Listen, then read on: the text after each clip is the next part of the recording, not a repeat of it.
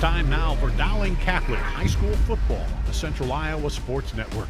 CISN.TV is the state's premier source for high school sports streaming. Spins through a tackle. He's into the end zone. He'll roll out his way. Look in the middle. Complete. Dowling Catholic High School football is brought to you by Schottenkirk Chevrolet, Shields, the Better Business Bureau, Central Bank, and Mid-American Energy. Now let's go to our CISN.TV crew for Dowling Catholic High School football.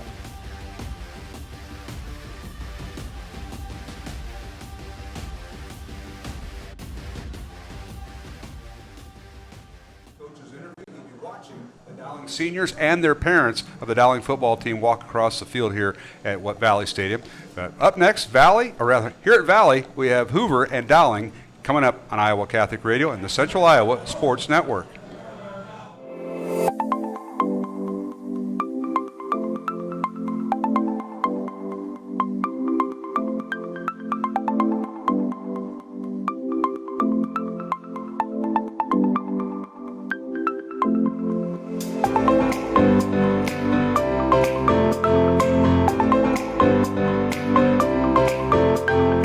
Schottenkirk's Ford Truck Month going on now in Indianola. This month only new 2019 Ford F-150 crew cabs up to $14,000 off MSRP or up to $8,500 off MSRP and 0% for 72 months. All new F-150 trucks come with no charge Ford roll-up tonneau cover. Ford fans drive to Indianola to buy Fords. Schottenkirk Ford Indianola. SchottenkirkFord.com.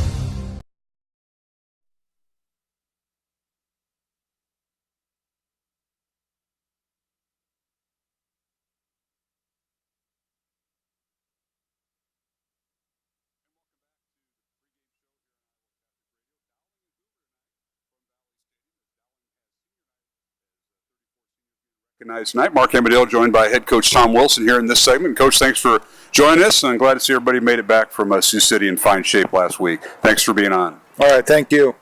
Well, Coach, it was an exciting week last week. You get to go 6 hours in a bus to Sioux City, and came out with a win. Got a lot of kids in, and you got to be happy with that. And you pick up a very important district win, 3-0 now in district play going into tonight's game with Hoover. So a lot of positives out of the trip to Sioux City. Oh, there were, and we really started a little bit slow. We turned the ball over early, which is uncharacteristic for us, but we got the blocked field goal. And then really offensively we took off, and after they scored their touchdown to make it 21-7, then we kind of took over from there and mixed in the pass with our run game. We had an efficient night throwing the ball, and obviously Gavin had a big night running the ball, but very happy to get a lot of kids in the ball game. Hey, Coach, believe it or not, you had a couple of long drive touchdowns in the first half. You had a 11-play, 80-yard drive, which resulted in Matt Stillwell's touchdown reception from Hank Hemrick, and then a 10-play, 99-yard drive capped off by Hemrick's 1-yard run for a quarterback sneak early in the second quarter. So some amazingly long drives during that game. Usually you play a team that's kind of one-sided. You pick up big plays, maybe short drives. But you drowned out some long drives in a couple of those.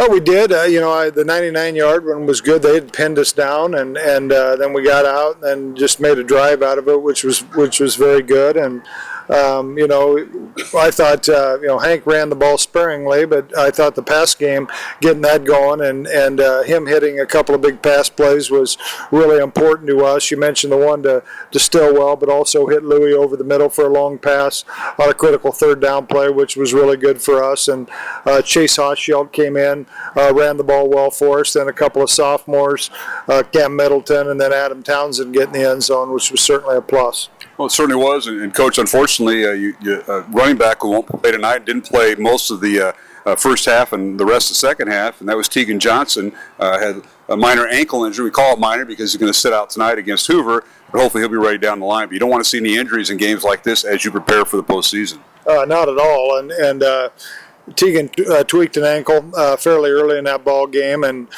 obviously didn't play the rest of the night. And he's been rehabbing this week. Certainly looks really good, but we'll go without him tonight, and that probably means more carries for Hochschild, which he'll do a good job for us. And obviously we have Gavin back there, and I already mentioned a couple of sophomores that we might see.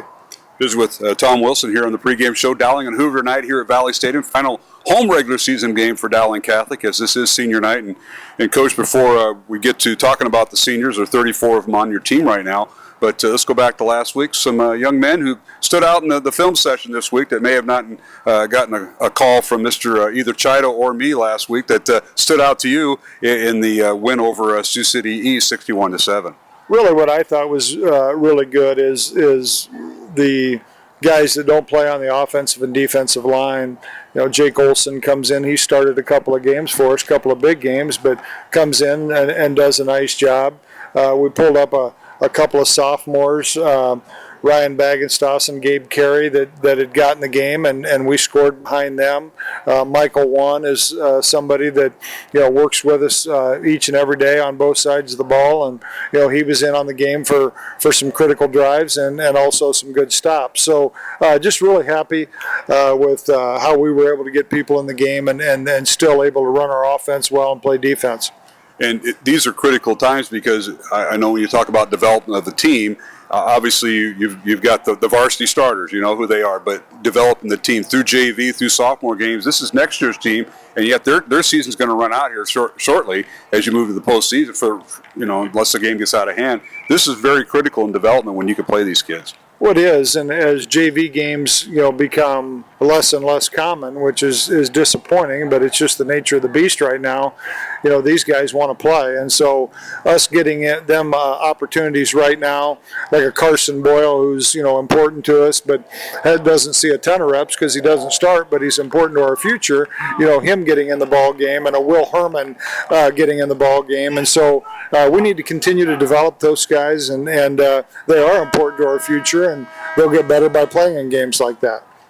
Head Coach Tom Wilson of Dowling Catholic, my guest here on the pregame show. It's Dowling and Hoover night from Valley Stadium, senior night for the Dowling Catholic Maroons. We'll take a break, and I'll come back and talk with Coach Wilson about tonight's opponent and senior night here at Valley Stadium. Dowling and Hoover here on Iowa Catholic Radio and the Central Iowa Sports Network. Central Bank is proud to support the unmatched spirit of sportsmanship and hard work exemplified by our local athletes. We're fans of high school sports and the way the big game and hometown team rally a community. Best of luck to all of today's competitors. Play hard, have fun, and make something great happen. Central Bank, member FDIC. You want to get stronger, faster, healthier. You want more.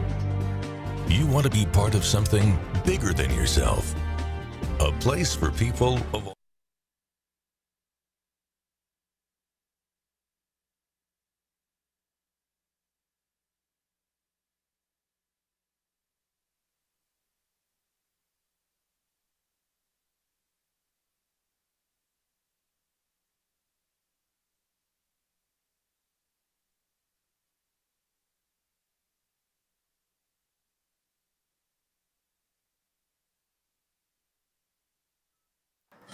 And welcome back with Sports Network. Mark Amadale.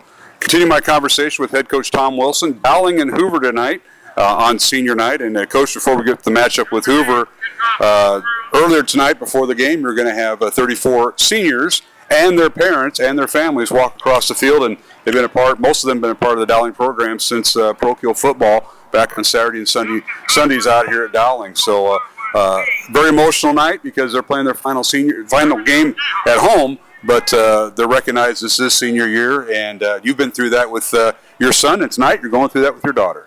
Yeah, it seems strange, I'll tell you that, but with the parents I can certainly relate, and this senior group has been a very good group for us, and this year they've learned to be leaders, and they've managed a locker room that I think is a great locker room, and they've become close and worked real hard at it, and it's been fun to be around. Well, Coach, as senior night is on before the game, I know the band is going to have their senior members recognized at halftime, but let's talk about the matchup. There is a game to be played, as there is whether it's homecoming week, this week, semester conferences, parent-teacher conferences. Class was not in session today, so kind of a different, you're used to routine, and obviously that changed last week with the trip to Sioux City. It'll change again next week when you finish the regular season at Sioux City, but talk about routine in this week because of school being out today. Well, it's been a lot different, and this has been our routine for this week each year, but it's still different than what we're used to. And we practiced early on Tuesday morning, 5:30, as a matter of fact, just so we could get done, because we've got coaches that are also teachers, and they were able to get into parent-teacher conferences, but honestly, they were good practices there. And then we practiced early Thursday morning, not as early, at 8 o'clock, just so we could get to conferences and I can get to my own kids' conferences. So it is a different routine. Kids came in at noon today, just so we could get them up and moving and get them together with mass. And then, as you mentioned, we'll have senior night, and then we certainly do have a ball game to play. Well, Coach, tonight it's Hoover. The Huskies come in with a record of 1-2. They got their first win last week as they defeated Sioux City North. But Coach Will Siffin, 9 years at Hoover, and he kind of brings that spread option, I-back type of offense, and they always have athletes, especially at the skill positions, and a couple of linebackers and safeties that aren't bad. So talk about tonight's matchup with Dowling and some of the athletes Dowling's facing against Hoover. Well, they do run this spread offense, and their quarterback, I've liked him. I liked him last year. Jared Fisher, Gabe Banks, their running back has speed. They have a couple of wide receivers that I think are pretty good athletes. Typically, where we've gained an advantage with them is at the line of scrimmage and depth, and we certainly think we have an advantage there again. But they're not without some athletes. Well, there's no question about that. And Coach, tonight for Dowling, what do you want to accomplish? Obviously, last week getting a lot of kids in. Tonight, the same thing. You want to get that the starters in it, get their reps, get their reps on a Friday night. But they also want to get the depth built up, and obviously 2 games away from the end of the regular season. This is very important for their structure. Oh, it is, and we want to obviously play well with our guys that start the ball game, but they have a responsibility to everybody else to take care of business. And there's no question that we're heavily favored in this game, and we need to come out and play well, and then hopefully we can continue to develop that depth. All right, well, and you've already had lessons in this, walking across the field with your daughter before the game. She's an outstanding cheerleader, outstanding athlete. I think she takes after her mom's side of the Wilson family, but you got to do it one more time here in about 4 or 5 more years. But I know you've got senior night down, and best of luck to you and the Wilsons. Also the team tonight. Should be a lot of fun, and we look forward to talking to you during and after the game. All right, I appreciate it. Thank you, Mark. Head Coach Tom Wilson has been my guest here on the pregame show. It's Dowling and Hoover from Valley Stadium. Coming up, Matt Mainring and John Chattel rejoin the broadcast from Valley Stadium here on Iowa Catholic Radio and the Central Iowa Sports Network. Here's to everyone who believes in competition and good sportsmanship, who knows it's not about the trophies or the medals, but rather the lessons learned. For those who understand, it's not whether you win or lose, just that you give your best. So go ahead, lace them up, take the field, have fun, and play. For the experience, for the memories, for the love of the game. Shields. Is this guy a contractor who does good work or a contractor who needs work? For a reliable recommendation, trust the Better Business Bureau, protecting consumers for over a century. When you go to bbb.org to check out a business, you'll learn if it's BBB accredited, see its grade on customer service, and read honest, useful reviews from local people. For online recommendations you can trust, start with trust at bbb.org/Iowa.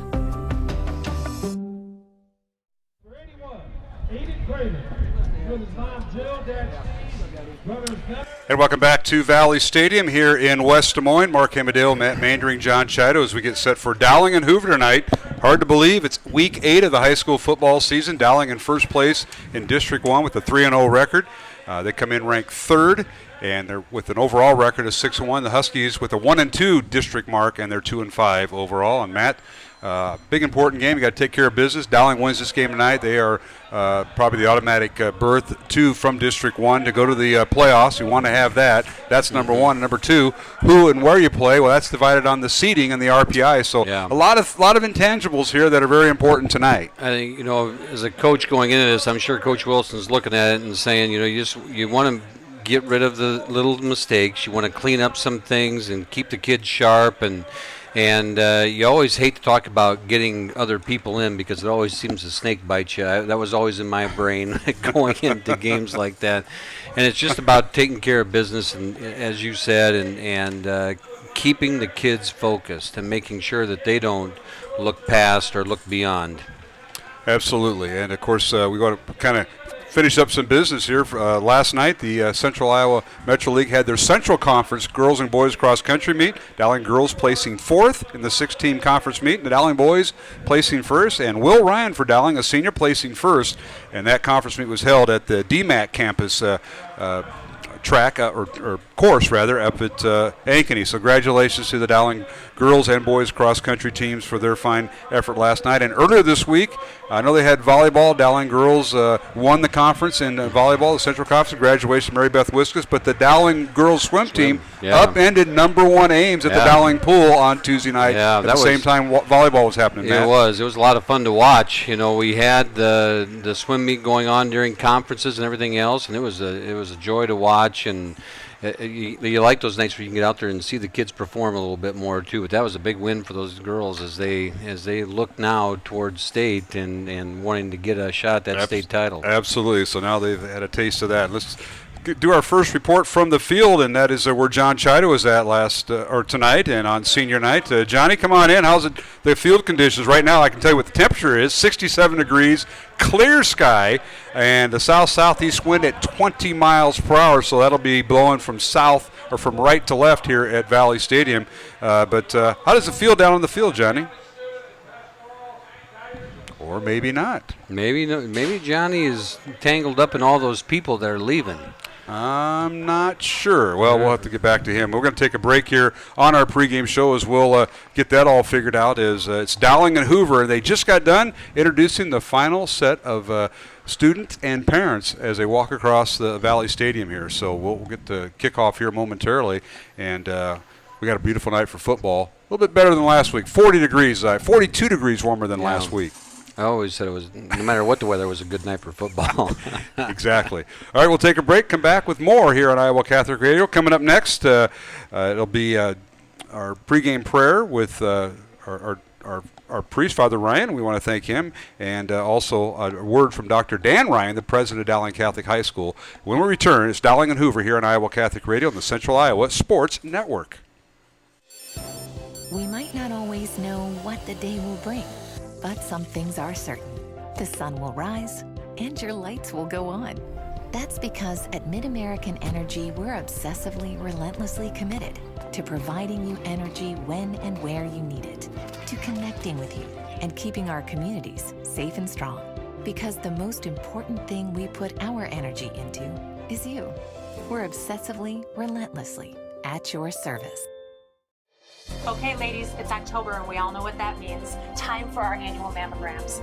Iowa Radiology believes that mammograms are the best way to catch breast cancers early and save lives. With 3D and low-dose technology, they are now more accurate and safe. It's only once a year, and if you don't do it for yourself, do it for your daughters, your friend, your sons, or your family. Visit iowaradiology.com or call to schedule an appointment. Iowa Radiology. Our focus is your good health.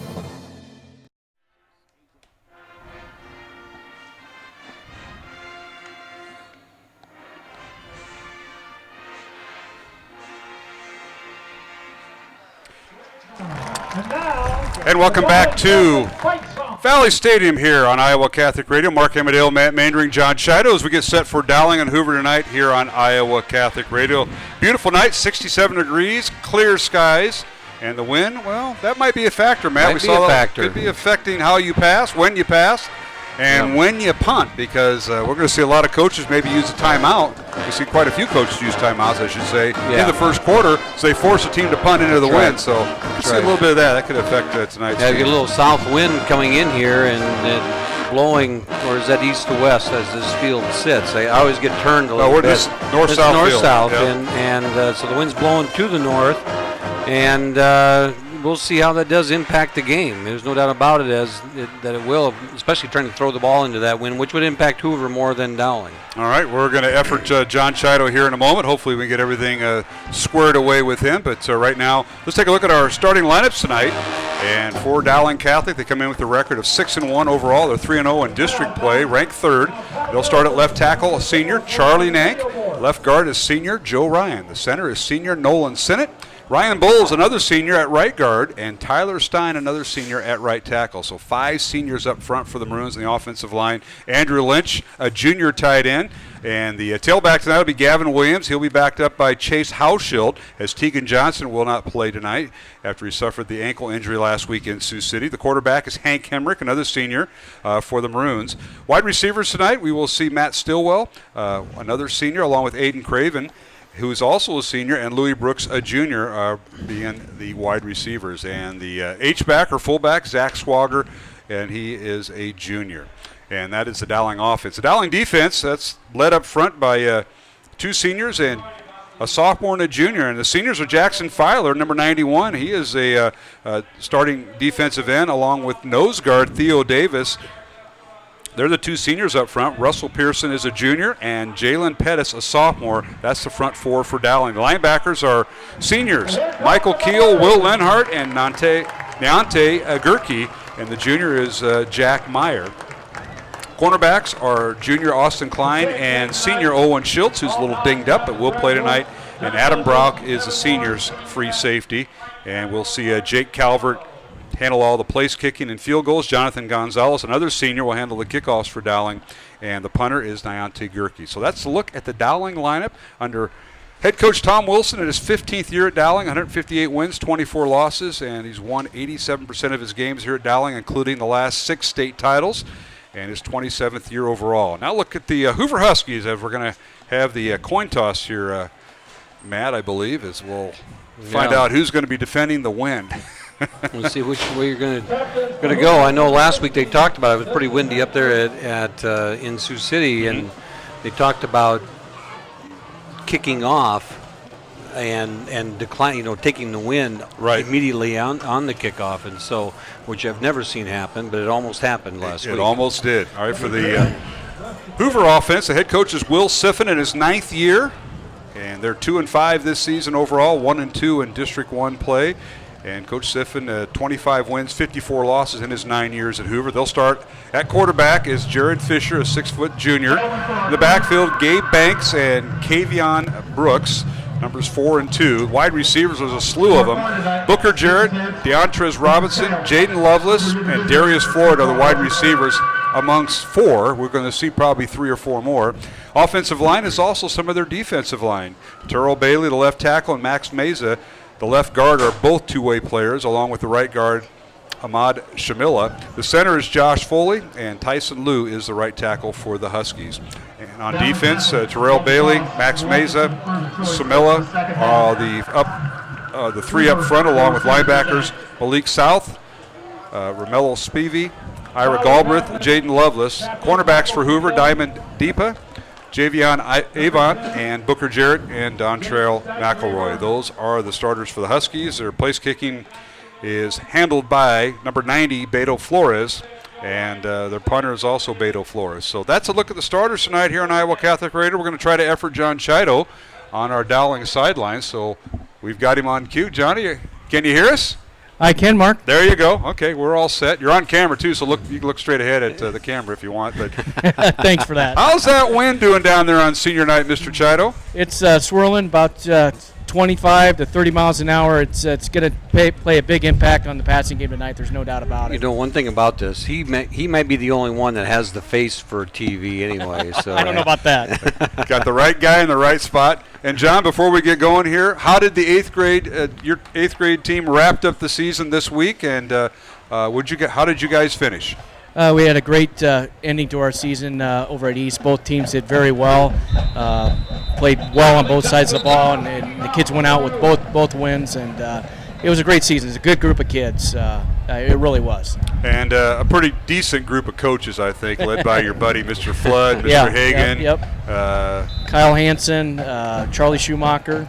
Yeah, nice job out of them. Hey, great job by all of you. It's a lot of time and effort to invest in these kids, and they'll be ready for Mr. Mainring and the 9th graders next year. Yeah, that's our goal, is to get them to Dowling. That's for sure. We're underway. Gonzalez kicks off, kind of a squib kick right down the hash and picked up by the Huskies. And on the return, that is Kavion Brooks, I believe. Let's see if he turned the corner. Yeah, I believe that's right. And he did, and he's those numbers are hard to read, aren't they? Yeah, they have those interesting numbers. That's why we have binoculars way up here in the sky zone, Matt Maindring, as we're underway. And we'd like to thank our folks at Ashworth Vision, Construction Professionals, and Dental Associates for supporting our broadcast here on Iowa Catholic Radio. And our sideline reports tonight are sponsored by Shields for the Central Iowa Sports Network. So we want to thank John Chido and Shields as they sponsor our sideline reports. So Hoover with the first down at their own 22-yard line. We're underway here at Valley Stadium on senior night for Dowling Catholic. We got a flag right out of the chutes here. I just saw something come out of somebody's pocket. Yeah. Yes, 33 seniors walked across the field for Dowling, along with the cheerleaders and the support staff, including the trainers. And we got a procedure call against the Huskies. So that'll back Hoover up from their own 22 all the way back to their 17-yard line. Matt, not a way to start the game. No, that's the first time I've seen that.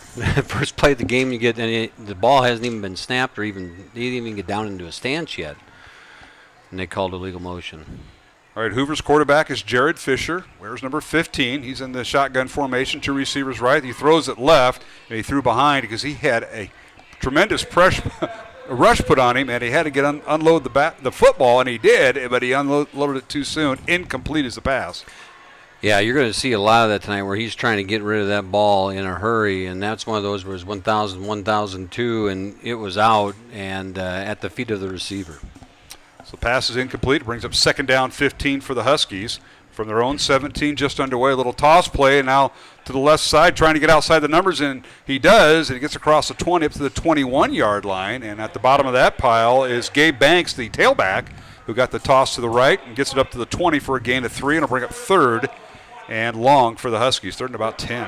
Yeah, nice little option play there for Hoover as they came around the right side, and the linebackers flowed really well for Dowling and came across and made the play there to allow them just a short gain.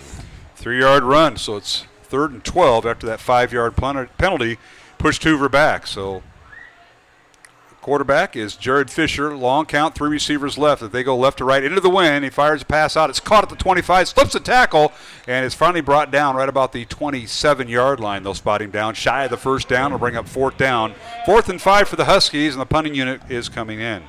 That was a shoestring tackle there that saved a big gain from happening there. The pass was completed over the middle, and I couldn't quite pick up the number of the receiver. It might have been Drew Johns or Meyer that made that play to prevent the big gain there for the Huskies.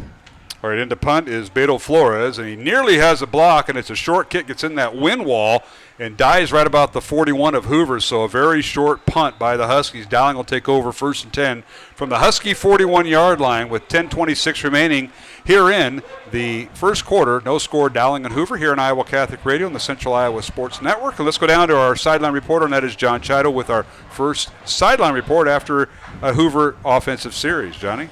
Well, Hoover had some success there with the speed option, and the short little pass there was a nice tackle by Adam Brock. But the penalty cost them to start behind the chains and didn't allow them to get the first down with the 2 yardage that they did have, Mark. Yeah, that 5 yards made a big difference there. They're continuing. Now Dowling on first down, and keeping the football is Hank Hemrick. He's going right up the gut. He may go, and he will go. Hank Hemrick into the end zone. Touchdown Maroons from 41 yards out on the first offensive play of the night for Dowling, and the Maroons lead it 6-0. Little option play with Chase Hauschelt there over the middle.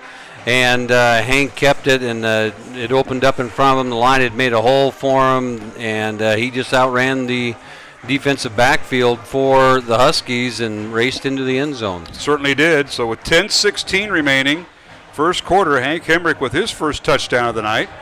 Maroons will attempt the extra point. In to hold will be Matt Stillwell, one of the receivers for Dowling. as Jake Calvert, the left-footed kicker, who's a junior, in to attempt the extra point. Long snapper is Koa Thompson. And the ball is down. The kick is up. And the Tumia & Sons extra point is up and good. Thanks to Tumia & Sons for sponsoring our extra points this year. Timeout on the field. 7-0 Dowling. Back in 1 minute here on Iowa Catholic Radio and the Central Iowa Sports Network.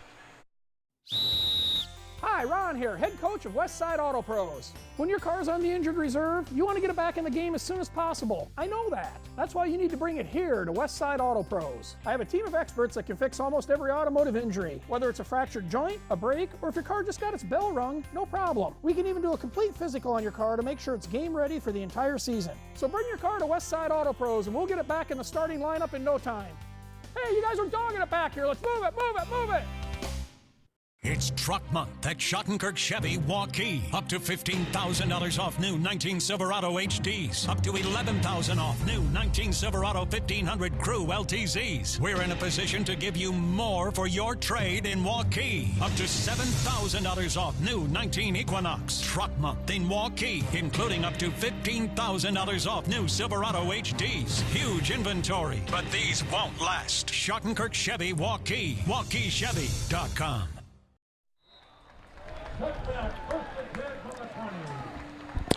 And we're back here at Valley Stadium. The kickoff by Dowling, and it goes into the end zone. Gonzalez, a nice boot into the end zone. Touchback. Gabe Banks, who's also the starting tailback, will not return it for Hoover. It'll be 1st and 10 Huskies. So Dowling going one play, 41 yards. Dowling quarterback Hank Hemrick with the touchdown run. And we'll go down to John Chido on our Shield sideline report after this play as we're back to action. 1st and 10 Huskies from their own 20-yard line. Dowling 7, Hoover nothing here in the first quarter. Hoover's quarterback is Jared Fisher. He gets a snap. Inside handoff goes to the tailback, and he is hit and leveled right at the point of attack. Gabe Banks may have lost about a half a yard. It'll be 2nd and 10 Huskies here, Matt. Yeah, he got met right in the hole there, and I couldn't quite tell if that was Deontay Gerke that met him in there or if it was Will Lenhart. And between the two of them, someone met him right at the point of attack, and that was a no-gain play for him. Surprising he held on to the football. Well, Banks did, and that's to his credit, but it brings up 2nd and 10 for the Huskies. They'll spread the field, 2 receivers on each side of the formation. Banks in the backfield. Quarterback is Fisher. Here's the snap. Looks left, throws left. The pass is caught at the 25-yard line, run out of bounds at the 26. Is the receiver on that far side, and a nice job by him, and he is shaken up, and that's unfortunate. That was Angel Lottie on the reception, apparently. Yeah, nice catch, and Austin Klein on the stop there for the Maroons as he came up and got the hit on him and put him out of bounds. And I don't know if the force of the play and he landed on top of him out of bounds because it wasn't that much contact on the outside there. No, it wasn't. And it looked like he fell right on him. Hoover's going hurry up. They're snapping the ball fast before the clock gets under 10. And now under duress is quarterback Fisher, and he's hit and dropped in the backfield. Dowling surrounded him with maroon jerseys, and I know 2 of them back there. Number 33 was one for Dowling, and that was Will Lenhart, along with Jackson Filer, number 91. Yeah. And that brings up a 4th and 10. And John Chai, let's get a quick interview with you from the Dowling sideline as Hoover's really going hurry up here on offense. Yeah, they did there, Mark, and what a stunt by Lenhart and Filer put on. Both they kind of did a little stunt up front and was able to get free and free release to the quarterback, and it was a great play by both those 2 young men. Yeah, a sack of 6 yards for the Dowling defense. Now a high snap, and Flores has the ball blocked. It's blocked and picked up by Dowling. And who else? The guy we just talked about picks it up. And Lenhart has it inside the 15 of Hoover, and Dowling will take over 1st and 10 after the block. Now, I don't think Lenhart blocked it. Somebody blocked it. Yeah, it was off the edge, and Johnny may have caught his name. I couldn't tell if it was Michael Keogh off the edge. Is that who it was, Johnny? Yep, Michael Keogh off the edge there. And his speed, I saw it in the last punt that he almost got to it, and this time he did because it was bobbled a little bit by the punter before he was able to make the attempt. So Keogh with the block and Lenhart with the recovery, and it's 1st and 10 Dowling at the 12-yard line of Hoover. So the Maroons started their last drive deep into Hoover territory at the Husky 41. Now they're even deeper. Handoff right up the gut. Touchdown Dowling. Falling in the end zone is Chase Hauschild who gets the carry. And touchdown Maroons. So one play, 12 yards, and Chase with the score. And Dowling up 13-0 pending the extra point. The line, you could just see the whole front of the Husky defense was on skates going backwards as the Dowling offensive line fired out of their positions and allowed Chase to run right up in there behind him for the touchdown. So Dowling now will attempt the extra point, and they were just in the Bows and the Flores red zone momentarily tonight, twice and 2 scores. Well, actually once. Once, yeah. This is the first time they're in the Bows and the Flores red zone, and now the extra point up and good by our Toomey & Sons extra point kicker, and that is Jake Calvert. 14-0 Dowling. We'll take a 1-minute break with 8:36 remaining first quarter. Dowling leading Hoover 14-0 here on Iowa Catholic Radio and the Central Iowa Sports Network. Here's to everyone who believes in competition and good sportsmanship, who knows it's not about the trophies or the medals, but rather the lessons learned. For those who understand, it's not whether you win or lose, just that you give your best. So go ahead, lace them up, take the field, have fun, and play. For the experience, for the memories, for the love of the game. Shields. Okay, ladies, it's October and we all know what that means. Time for our annual mammograms. Iowa Radiology believes that mammograms are the best way to catch breast cancers early and save lives. With 3D and low-dose technology, they are now more accurate and safe. It's only once a year, and if you don't do it for yourself, do it for your daughters, your friend, your sons, or your family. Visit iowaradiology.com or call to schedule an appointment. Iowa Radiology. Our focus is your good health.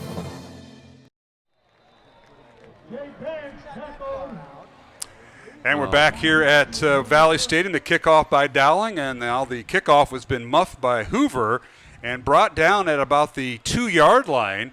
And the Dowling defense will stay out there, but the Huskies almost got themselves a lot more trouble. It could have been a safety or a touchdown for the Maroons that time, Matt Maindring, as Hoover muffs the kickoff. Yeah, he muffed it, and then his momentum took him back into the end zone. And as he starts to get out of the end zone, he ran horizontally and not vertically, and he kept going sideways and only got 2 yards out.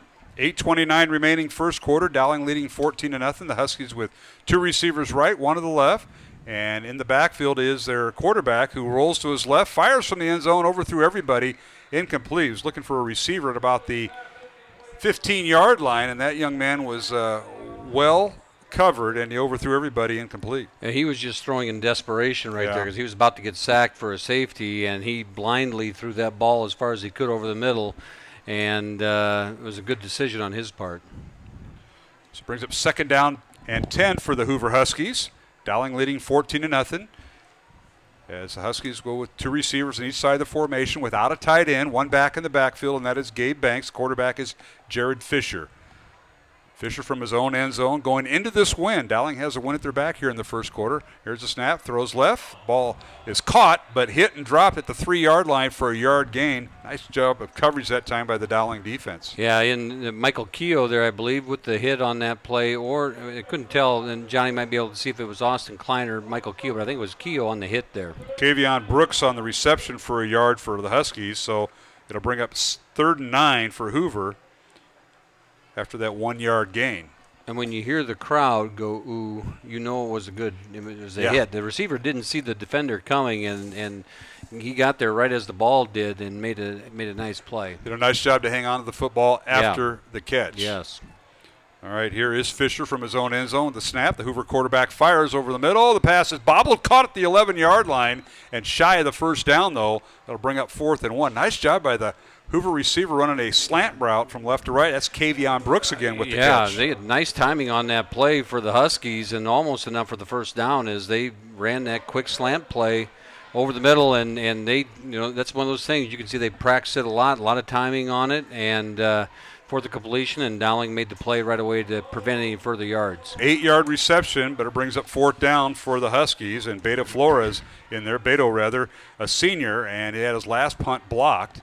And he'll stand at his own goal line. And it's hard for Hoover because their whole offense is predicated on throwing the ball and doing that thing, and they're going into this wind right away. And the ball is snapped. The kick is they get it off, but it takes a Dowling bounces at the 25, and it'll be down at the 26-yard line. So a 15-yard punt by Hoover into this wind of over 20 miles per hour. Our sideline guy said it was close to 25 miles per hour, so he must know something we don't. But John Chido, come on in on our Shield sideline report. Hoover having all sorts of trouble with this win, especially on fourth down. Yeah, when you start with field position like that from your own 1 yard line and you're not able to convert a first down, and then you're kicking into this wind, it's just a recipe for disaster, and that's allowing Dowling to get the ball once again marked from the 26-yard line.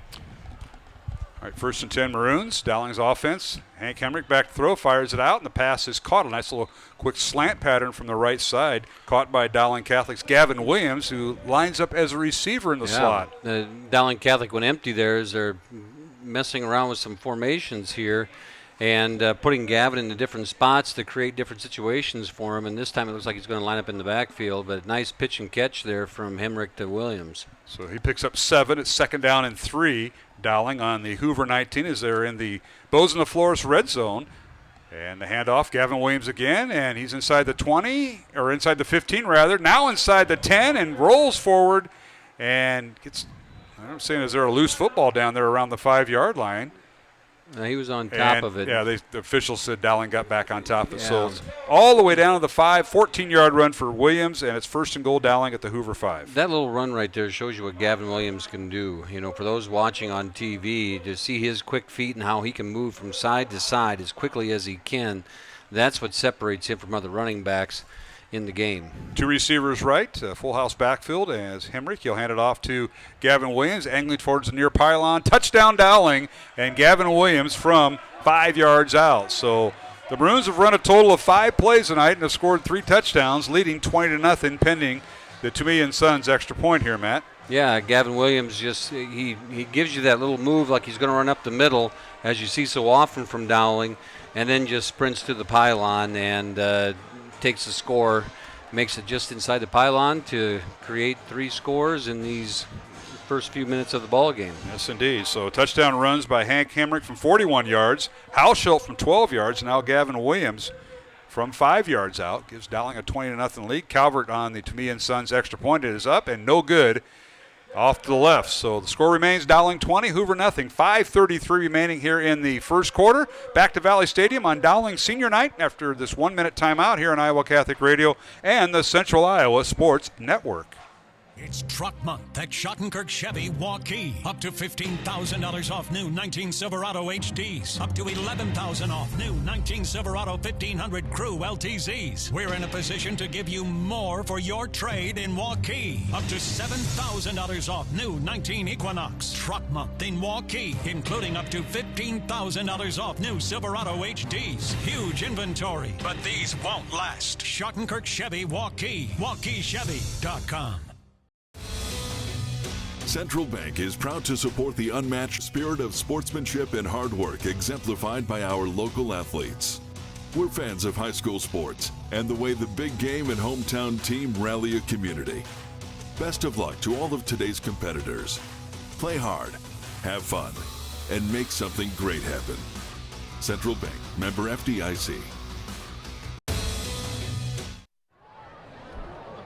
Kevion Brooks on the return from the 3-yard line.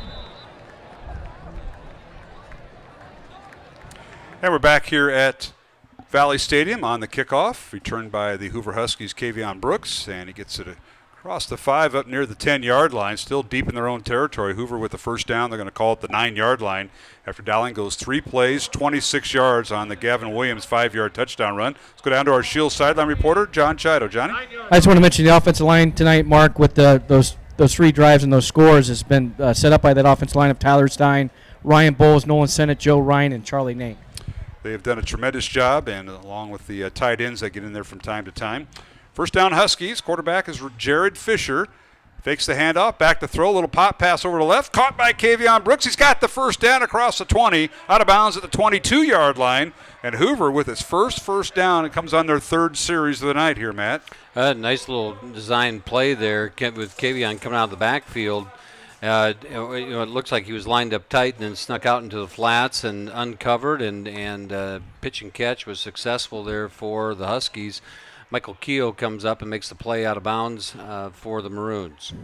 So first down, Hoover at their own 22-yard line as That play went for 13 yards and a first down, and now the Huskies' little swing pass to the right, breaking tackles, and near another first down, finally run out of bounds. Nice job that time by Banks out of the backfield, and he did a nice job once he caught the football, turning that corner and slipping a tackle or two. He's showing some athletic skill there on breaking a lot of tackles, and the defensive coaches for Dowling I don't think are very happy right now because they looked relaxed and did not come up at that first point to make a solid tackle. A lot of yards after contact on that one right there. Second down and about a yard for Hoover as they have a 13-yard play and now a 9.5-yard play to their credit. Here's the snap. Fisher back to throw. A little swing pass. Tipped in the air and nearly intercepted by the Maroons. That big paw in the air was, I believe, Russell Pearson, if I'm not mistaken. It was. And nearly picked off and caught by Jalen Pettis. How about that combination? That was a good descriptor there. That was a big paw up in the air. They're trying to do a little flare pass out to the running back as he snuck out the backfield and not over Pearson. He says, not on my watch. That's not ball's going to get there. Well, he did a good job anticipating the play. Yes, Matt. he did. Yes, he did. All right, it's 3rd and 1 for Hoover after the incompletion. 3rd and a short one, if you will, from the Husky 32-yard line. Dowling 20, Hoover nothing. Handoff Banks right up the gut. He's got the first down, stopped at about the 35-yard line. He'll pick up 3 yards, but enough for a Husky first down, their second one of the night. A little play right up a gap, and they went in there and they took advantage of the Dowling front end there, and a play was not made, and we got Will Linhart coming off. It looks like he's got either a shoulder or something that's got to get looked at there as the defense starts to get adjusted here. All right, 1st and 10, Hoover from their own 35-yard line. As they get their personnel set, Jared Fisher at quarterback out of the shotgun. 3 receivers left, 1 to the right. Hoover going left to right towards that 20-mile or 25-mile-an-hour southeast wind. Handoff to Banks. He's hit and stood up the line of scrimmage. Now the ball stripped away. Stripped away by Dowling, and who's got it? How about this on senior night? Big number 91, Jackson Filer, a strip and score. And the Maroons go 35 yards on the strip and score by Mr. Filer. Jackson Filer on the touchdown. It looked like they were just stood up there at the end of the play, and as you coach, the defensive coaches here at Dowling will say that last guy in there, the first guy's got to wrap him up. That's right. 2 and 3 come in and work to strip the ball, and Filer did it. And, Johnny, that's a tough call because you don't know if his forward progress stopped, but Jackson stripped the football and ran it 35 yards for what's considered a fumble return. Yeah, he did. I mean, the running back was stood up on the defensive line by Jalen Pettis and Chase Patton, and Jackson went in there and stripped the ball exactly like you guys said and took off for the end zone. But it was pretty close to be calling a whistle if or not, but it still was in the line of play. I think it was a good no call. All right, and the extra point, to me and Sons extra point by Jake Calvert of Dowling is good. Dowling 27, Hoover nothing. Back in 1 minute here on Iowa Catholic Radio and the Central Iowa Sports Network. You want to get stronger, faster, healthier. You want more. You want to be part of something bigger than yourself. A place for people of all ages, all walks of life, that provides opportunities for all to succeed. We do that. We're the why. Build more than muscle. Build a stronger community. Okay, ladies, it's October and we all know what that means. Time for our annual mammograms. Iowa Radiology believes that mammograms are the best way to catch breast cancers early and save lives. With 3D and low-dose technology, they are now more accurate and safe. It's only once a year, and if you don't do it for yourself, do it for your daughters, your friend, your sons, or your family. Visit iowaradiology.com or call to schedule an appointment. Iowa Radiology. Our focus is your good health.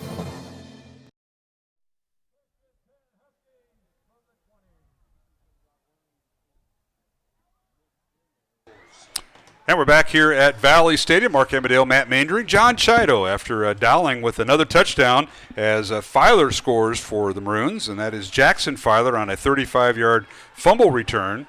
And the Maroons increase their lead to 27-0. And I'll tell you what, John Chido, nice job by Jackson Filer. After the play was stopped, he found the loose football and figured out a way to get it in the end zone. Yeah, that's his second one of the year, third one of the year, Mark? At least. Yeah. I have to look back in my notes here, but I think you're right. Yeah. All right, first down Hoover, the ball now on their 20-yard line, and the quarterback now running for went one way, now back the other way, and that's Fisher, and he underthrew his intended receiver. Incomplete, but nearly picked off by number 34, Jack Meyer, the linebacker for Dowling, Matt. Yeah, he got thrown right at him. Jack's going to be thinking about that one for a play or two. That ball was thrown right at him, and he had to go down for it. It wasn't easy, but nice play. Good pressure by the defensive front as they did make him Fisher run out to his right and throw the football. So we'll bring up second down and 10 for the Hoover Huskies as they're on their own 20-yard line. Back to throw is their quarterback, and that's Fisher. Fires to the left side, and the pass is caught right at the 25-yard line. Nice reception and a little bit of traffic on that quick slant that Hoover likes to hit, and that is one of their, I think it's Jeremiah Wilson.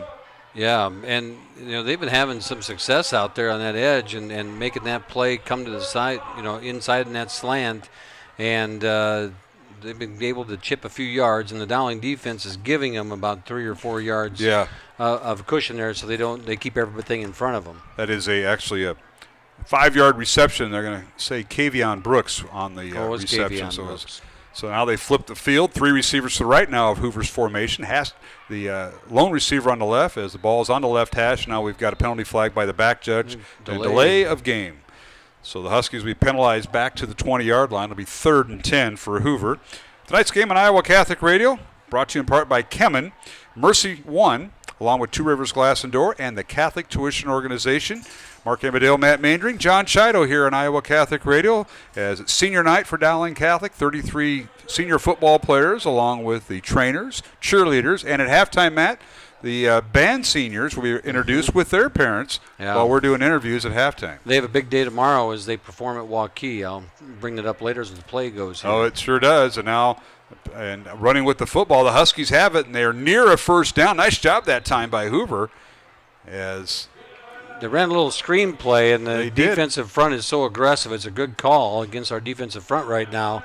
And the front 4 fly through, and they do a little screen pass, a middle screen to the running back, and get a 4th and short situation. And I think they're going to go for it. Yeah, that was a 4-yard reception. They mentioned a screen pass. Banks caught it and got it within a yard of the first down. 4th and 1, Hoover at their own 29-yard line. It looks like they're going to go for it. It's not a bad decision because the punts have not been good I think into the wind. You're right. All right, Fisher out of the shotgun. Read option, he gives it to his tailback. First down and more across the 35, and Banks finally hit and leveled right about the 38-yard line. First down, Hoover. Nice little read option that time by quarterback Jared Fisher into the hands of Gabe Banks, and Banks got a first down. Nearly broke it there. Nice tackle that time by Dowling. It's one of those things when you have that 4th and short, if you get through that first wave of defenders, you've got a lot of green area in front of you, and that nearly happened there, and the safety comes up and makes a play for Dowling and prevents that big run from happening. 10-yard run. First down. 10-yard run for Banks. Hoover with a first down at their own 39-yard line. Quarterback is Jared Fisher. He's got 2 backs right beside him as they line up full house in the backfield, and Fisher's going to keep the football, and he slides. Gets a couple yards up to the 43-yard line, they're going to say. And nice job that time. Self-preservation. It was. Yeah. I'll give Fisher credit there. It's a long game, and it's it's about short wins and small gains, and that's what they got right there. If you get 4 yards every time, you're going to do. Roosevelt's been able to move the ball with a little bit of success here, but they just can't put 6, 7, 8, 9 plays together. You had a Freudian slip. You said Roosevelt. I said Roosevelt. They're tied with Ankeny Centennial. I know you were. 7-all Ankeny Centennial and Roosevelt up at Ankeny. Now a little toss play left side. Getting outside the numbers, the play went left towards the Hoover sideline and brought down right about it wasn't quite at midfield. They're going to say about the 47-yard line. A little toss play to Booker Jarrett on his first carry for the Huskies. Creates a 3rd and short here, and as the quarter winds down here, 50 seconds left in the quarter, they're going to sit there and look to get a first down. Well, you wonder if Dowling might call a timeout here. Right. They don't have to because the play clock's down to 10. Hoover's going to run it down as much as they can because if they get the first down, then they go with the win the rest of the way. Sure. So Hoover with the 3rd and 2 from their own 47. 30 seconds left in the second quarter. And now back to throw is the quarterback, Fisher, and he's hit and he's sacked back inside the 40-yard line. Dowling with tremendous pressure that time. And I got one number in there, and that's Josh Jackman. Yeah, Josh Jackman on the hit there. On the blitz, coming on the blitz there for the Maroons, and it doesn't look like Coach Wilson's going to call a timeout and make them punt into the wind. He's going to let the clock roll out. And that'll be the end of the first quarter as the clock winding down, the final 5 seconds. Dowling 27, Hoover nothing. Along with Matt Mandring, Mark Amadale, John Chido. Back with our second quarter from Valley Stadium after this 1-minute break here on Iowa Catholic Radio and the Central Iowa Sports Network. Hi, Ron here, head coach of Westside Auto Pros. When your car's on the injured reserve, you want to get it back in the game as soon as possible. I know that. That's why you need to bring it here to Westside Auto Pros. I have a team of experts that can fix almost every automotive injury, whether it's a fractured joint, a brake, or if your car just got its bell rung, no problem. We can even do a complete physical on your car to make sure it's game ready for the entire season. So bring your car to Westside Auto Pros and we'll get it back in the starting lineup in no time. Hey, you guys are dogging it back here. Let's move it, move it, move it. Here's to everyone who believes in competition and good sportsmanship, who knows it's not about the trophies or the medals, but rather the lessons learned. For those who understand, it's not whether you win or lose, just that you give your best. So go ahead, lace them up, take the field, have fun, and play. For the experience, for the memories, for the love of the game. Shields. Ball was tipped. All right, Hoover back to punt, and the ball partially blocked and now retrieved by Dowling after a short punt. That's Michael Keel, who has it right at the Husky. We're going to put it down right about the 45-yard line in Hoover territory. So another poor punt by the Huskies. This time they had the wind at their back, but the pressure by the Dowling special teams caused havoc there. It'll be 1st and 10 Dowling on their Hoover 44-yard line, Matt. The ball rolled back to the punter, and it doesn't make any difference how much the wind's blowing. If the punter doesn't get it in time, he's not going to get it off, and especially with Dowling's speed up front to get to him, and they made a play there. So first down Maroons. We're underway here in the second quarter. Dowling 27-0. Maroons with the first down at the Hoover 44, and now the give is to the tailback, Chase Hauschild, getting the first down carry. And he's up near another first down, stopped at the Husky 35-yard line. They'll pick up 9. You know, it's fun to watch Chase run. He's got an explosive first step, and he explodes to that line of scrimmage and gets there in such a hurry that line does not need to hold doesn't need to create a hole very long, and he's through it, and he's got 9 yards in the blink of an eye. So 2nd and 1, Dowling. Back to throw is Hank Hemrick on senior night. Lost the ball downfield looking for Louis Brooks. The pass is caught by Brooks. Touchdown, Dowling. Now, the ball was slightly underthrown. I'll tell you what, Hemrick made a nice throw into the wind. But it was underthrown. Louis tipped it to himself over the cornerback and over the safety and caught it. Touchdown to Louis Brooks from 35 yards out. Dowling had no business catching that football. And it's going to be hard to explain without being able to see it, but the ball was held up in the air, and the Huskies defenders were camped underneath it, and Louis, noticing that he didn't have a chance to get back to it, so he jumps up, tips it forward to himself, and gets a touchdown. All right, Dowling now with the extra point, and in there will be Jake Calvert, the hold by Matt Stillwell. Ball down, and the extra point into the wind, up and good. Artemia's and Son extra point again, good, 34-0. Dowling with the lead over Hoover with 11:11 remaining, second quarter. Take a 1-minute break here from Valley Stadium on Dowling Senior Night on Iowa Catholic Radio and the Central Iowa Sports Network. We might not always know what the day will bring, but some things are certain. The sun will rise, and your lights will go on. That's because at MidAmerican Energy, we're obsessively, relentlessly committed to providing you energy when and where you need it, to connecting with you and keeping our communities safe and strong. Because the most important thing we put our energy into is you. We're obsessively, relentlessly at your service. Schottenkirk's Ford Truck Month going on now in Indianola. This month only new 2019 Ford F-150 crew cabs up to $14,000 off MSRP or up to $8,500 off MSRP and 0% for 72 months. All new F-150 trucks come with no charge Ford roll-up tonneau cover. Ford fans drive to Indianola to buy Fords. Schottenkirk Ford Indianola. SchottenkirkFord.com.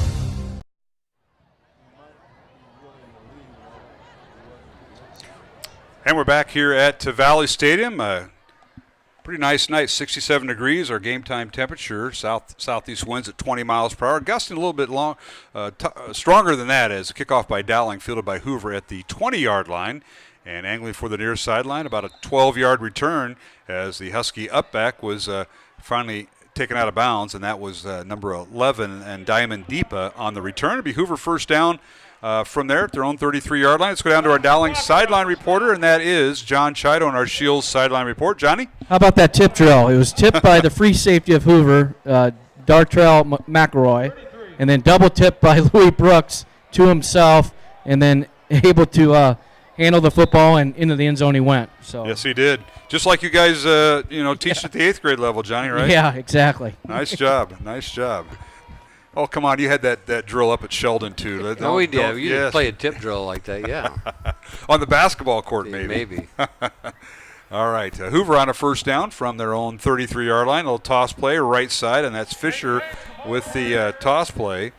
And he gets around. The play was designed to go right. It did, and it may have gotten up to the 40-yard line on the game. Yeah, nice option play there, and they had the defenders had everybody locked up as they flowed to the right, and it looked like Adam Brock on the tackle there for the Maroons. And let's see if Roosevelt is able to put a few plays together. Hoover. Because you keep looking at the Roosevelt Centennial score. You're worse than me. Get it in my head. Second and 3 Huskies from their own 40-yard line. Quarterback is Fisher. He's got 3 receivers left, one to the right. In the backfield is his tailback, Gabe Banks. And now penalty flag's down. The pass is caught, but they're going to wave everything off. And a penalty flag by the linesman.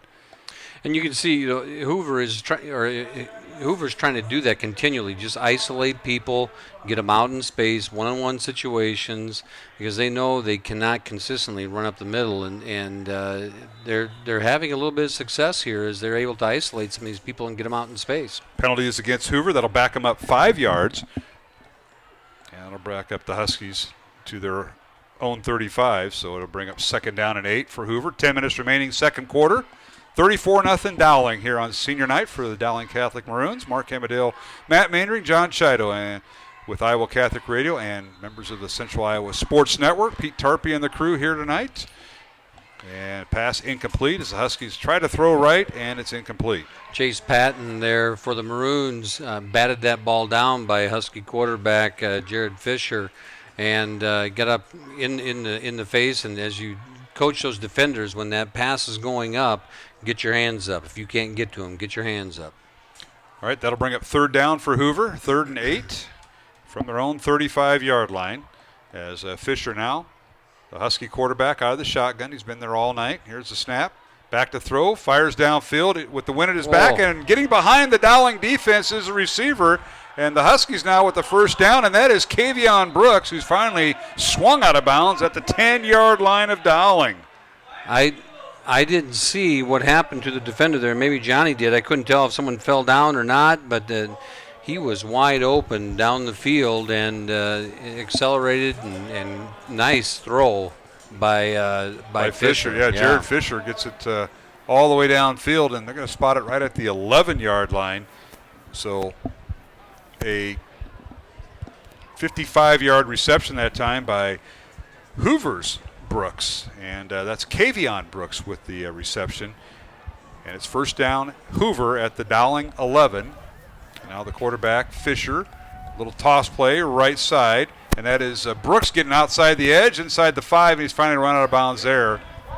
As Brooks' little toss to the right, he just angled towards the far sideline, got outside the numbers as the play was designed to go right. Yeah, he shows the acceleration right there. He's a fast young man as he sprinted to the edge and was able to get out there and create a positive play there for the Huskies, as they've had a little success with that option to the wide side of the field. Yes, they have. So Kavion Brooks, we've seen him as a receiver. Now we're seeing him in the backfield with the tailback, Gabe Banks. So let's see what Will Siffin comes up with here. 2nd and 4, Hoover. They can't get a first down. The ball's on the Dowling 5-yard line, a 6-yard run that time. Here's a snap, looking into the end zone. They'll fire it in the end zone, overthrew everybody, incomplete to the intended receiver that time. That was Jaden Lovelace. He overthrew him a little bit, getting that wind. That ball took off on him a little bit as he threw it to the corner of the end zone, trying to create that jump ball in the back corner. Yeah, the Huskies with that 20-plus mile-an-hour wind at their back on this drive as they go right to left towards the north end zone here at Valley Stadium. The Huskies in their visiting white uniforms, tops and bottoms, with the, is that Green Bay Packer color? Yeah, it looks like helmet. Good gold. Good gold, okay.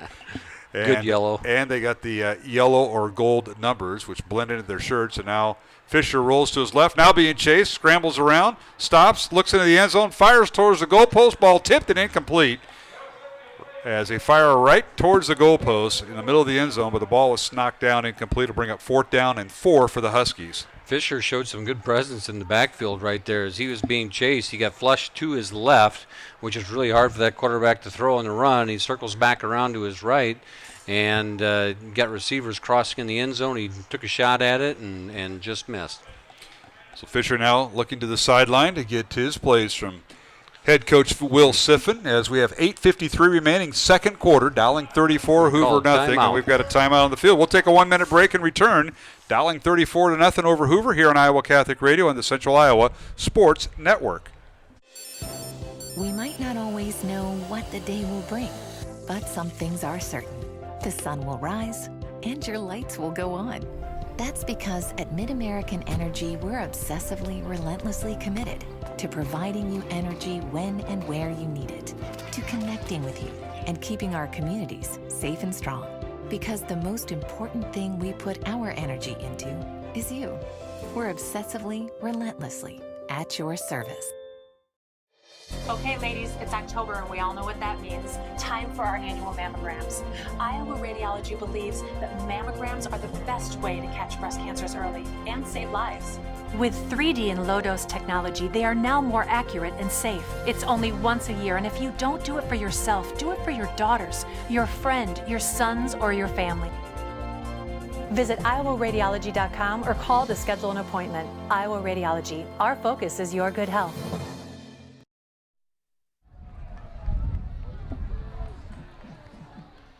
All right, back at Valley Stadium, Hoover running the option. They pitch to the right side and angling for the first down and near inside the 5-yard line. Nice job by the tailback that time, Matt, as Hoover ran the option to the right, and whoever... think he's going to be just short of the first down, though. Whoever ran the football is shaken up, and now he's walking up under his own power, and I believe that was Gabe Banks who they pitched it to. It wasn't 4th and goal, so they had an opportunity to get a first down there and came up just a little bit short of the first down as they went out to the right side there and almost completed that. So now Dowling has the opportunity for a 98-yard drive. Yes, sir. As Dowling holds on downs, Hoover had to get inside the 2 for a first down. And John Chido, our Shield sideline reporter, Dowling takes over at the 2-yard line. How about the defense there? Yeah, the play before that with Adam Brock broke up that play, him and Carson Boyle. That was a nice play by both those two Dowling defenders. Certainly was. And now Dowling from their own end zone, and they hand it off to Gavin Williams. And Gavin goes from his own 2-yard line and gets across the 5, and that's where they're going to stop him there. Picks his way through the line of scrimmage there to get a positive play as the front, the Huskies are running that odd front, so they got 3 guys down, and you can call it what you want, 3-4, whatever, but it ends up looking like a 5-2 when you get everybody rolled up in there, and they've been doing a lot of run blitz, run pressure. All right, Hank Hemrick at quarterback for the Maroons. He started tonight, and the give is to Gavin Williams. And fake to Williams, and Hank will keep it, and he's finally run down from behind, picks up the first down, across the 20, up to the 24-yard line. Well-designed play as they hand off Williams. He ran left side and sold me and the Hoover defense, and Hank kept it and went around right in. That's the key to it right there is how well Williams carried out that fake, because everybody thought he had the football. And, so Hemrick keeps it, and that's hard on anybody's defense. And First down Dowling at their own 24-yard line as they started with their back to the end zone after the Dowling defense holds Hoover. Now Hemrick runs the read option, nobody there. Now he'll keep the football, and he's hit and dropped right about the 29-yard line. He'll pick up 5. I don't know if that was a busted play or not. That was a busted play. Hank, I don't know if Gavin and Hank didn't have the same play in their mind as they looked forward and tried to execute there. A little bit of sloppiness here out of Dowling in this last little bit, offensively and defensively, and they got to bring it back and get sharp here as they finish the second half or the first half. All right, second down 6 for the Maroons from their own 28-yard line. Here's a snap. Hemrick, the handoff, right side, and this time it is a true handoff. Gavin Williams dodging defenders across the 40, picked up the first down midfield. Down the far sideline he goes, stays in bounds, wants to cut back, waiting for a block. And he's wrapped up at the 30, and he's dragging tacklers all the way down to the 15-yard line. I'll tell you what, you see a guy that's been in the weight room and some strength and conditioning, there you go, down to the 14-yard line of Hoover. Most running backs would have ran out of bounds there at about the 21. You know, he had run 40 yards and run out of bounds at 22, but he said he's going to cut back and try to make it all the way to the end zone, and that was a heck of a run. 58-yard run for Gavin Williams. First down Dowling at the Husky 14-yard line. 6.5 minutes remaining. Second quarter. Dowling 34, Hoover nothing. Here in the first half on senior night for the Maroons. Hank Hemrick, a quarterback. He's got Williams in the backfield. Here's a snap. And the give is to Williams. Cuts off Blake's a tackle to the left side, and he run down right about the 11-yard line. He'll pick up 3. And it'll bring up second down and 7 here, Matt. You've seen that run blitz there from the Huskies again as Hoover's trying to create, some opportunities for their defenders to get in there and make a play at the line of scrimmage. And there they did create enough pressure to not allow Gavin to get a head of steam up and get downhill. All right, Dowling brings in an extra tight end. 3 receivers right. Williams, a tailback in the backfield with quarterback Hank Hemrick. 2nd and 7 Maroons from the Hoover 11. Long count. Hemrick runs the read option, give to Williams, bowls his way all the way down to the 5-yard line, and he'll be shy of the first down by a half yard. Just short of the first down as they get in there and behind that line of script, behind that offensive line, you get behind Charlie Nank and Joe Ryan and company, and that's a lot of bodies. It certainly up is. in front of you to try and slow you down. Down to the Hoover 6-yard line, they'll call it. 3rd down and 2 for the Maroons. Gavin that time a gain of 5 on the play. And Williams will stay in the ball game. Hemrick. And the read option to give to Williams. He hops the tackle at the point of attack right over the A-gap, Matt, and goes all the way down. Gets the first down to about the 1-yard line. They're going to spot his knee down back at the 2 for a 4-yard gain. And we give a Husky down on the field underneath the pile there. Good strong run again by Gavin as this offensive line starting to take over and get down to the goal line. We're going to take a 1-minute break with the Hoover injury right now. It'll be 1st and goal, Dowling from the 2-yard line. 5:09 remaining second quarter. Dowling 34, Hoover nothing. Here on Iowa Catholic Radio and the Central Iowa Sports Network. Okay, ladies, it's October and we all know what that means. Time for our annual mammograms. Iowa Radiology believes that mammograms are the best way to catch breast cancers early and save lives. With 3D and low-dose technology, they are now more accurate and safe. It's only once a year, and if you don't do it for yourself, do it for your daughters, your friend, your sons, or your family. Visit iowaradiology.com or call to schedule an appointment. Iowa Radiology. Our focus is your good health.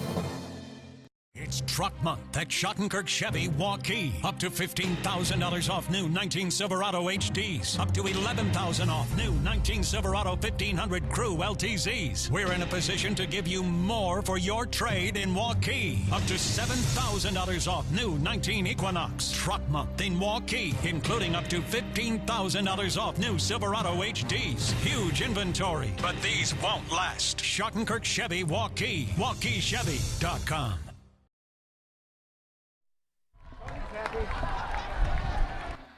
And we're back here at Valley Stadium. While we were away, Gavin Williams runs it in from 2 yards out. Touchdown Dowling. And for Williams, that's his second touchdown of the night. And the Maroons now extend their lead to 40-0 over Hoover. And Gavin right up the gut, bounced off a tackle, and went in the end zone, Matt, on that drive. Yeah, strong running. That was almost the full distance by Gavin Williams. There's one run by Hemrick in there, I believe, and otherwise that was a Gavin Williams drive. All right, Calvert in for the extra point. The hold by Stillwell. The Tomia and Suggs extra point is up and no good.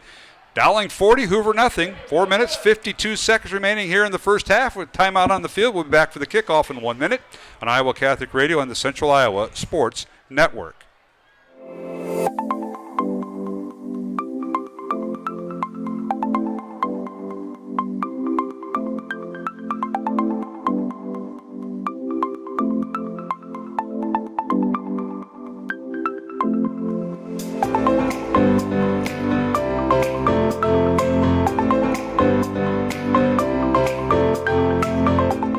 You want to get stronger, faster, healthier.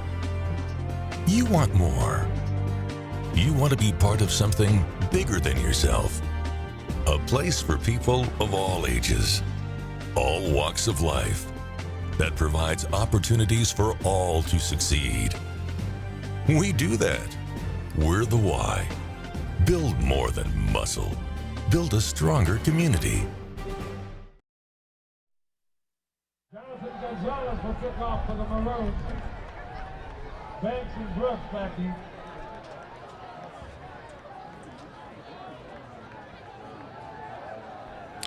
And we're back here at Valley Stadium. Dowling going 8 plays, 98 yards as Gavin Williams runs it in from 2 yards out. Here is the kickoff by Gonzalez, and it's picked up at the 15-yard line by the Huskies. And on the return and finally run out of bounds is the Hoover returner. So Huskies will have it 1st and 10 right around the 20-yard line. Let's go down to our Shield sideline reporter. I haven't heard from him in a while, not since the Dowling defense held on the 2-yard line. And John Chido on our Shield sideline report. The Dowling offense took it 98 yards if the Dowling defense held at their own 2-yard line to turn the ball over. Yeah, and it's an impressive run with Gavin Williams that you guys mentioned before, that 58-yard run, I think it was.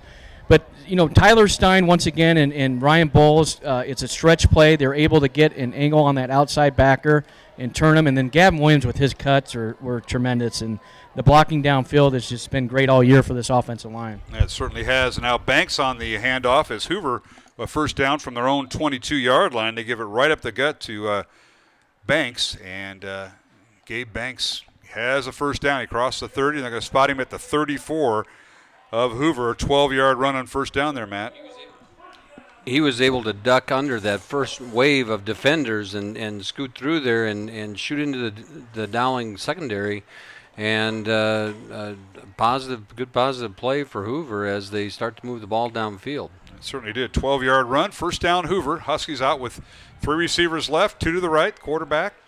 In the backfield is Jared Fisher, and he's got Gabe Banks in the backfield. He wants a quick hitter, throws to his right. The pass is caught and defended nicely and stopped nicely by Dowling right off the bat, and that's Daniel Spina, I believe. Yep, Daniel Spina on the stop there for the Maroons, as there's a lot of fresh faces out there right now for the Maroons up front and in the secondary.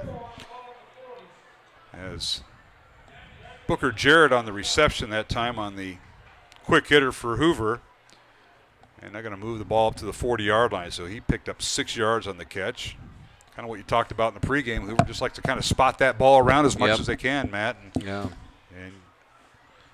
keep drives alive. 2nd and 4 Huskies. And the give is to the tailback Banks. And he's hit at the line of scrimmage and stopped. No gain of the play. It'll bring up 3rd and 4 for Hoover from their own 40. Max Derry, Ben Faber, a couple of the bodies that are in there right now for the Maroons at that linebacker position in there on the stop, as we've got Quinn Grant up there at the defensive line and Emmanuel McCary also on the defensive front there for the Maroons.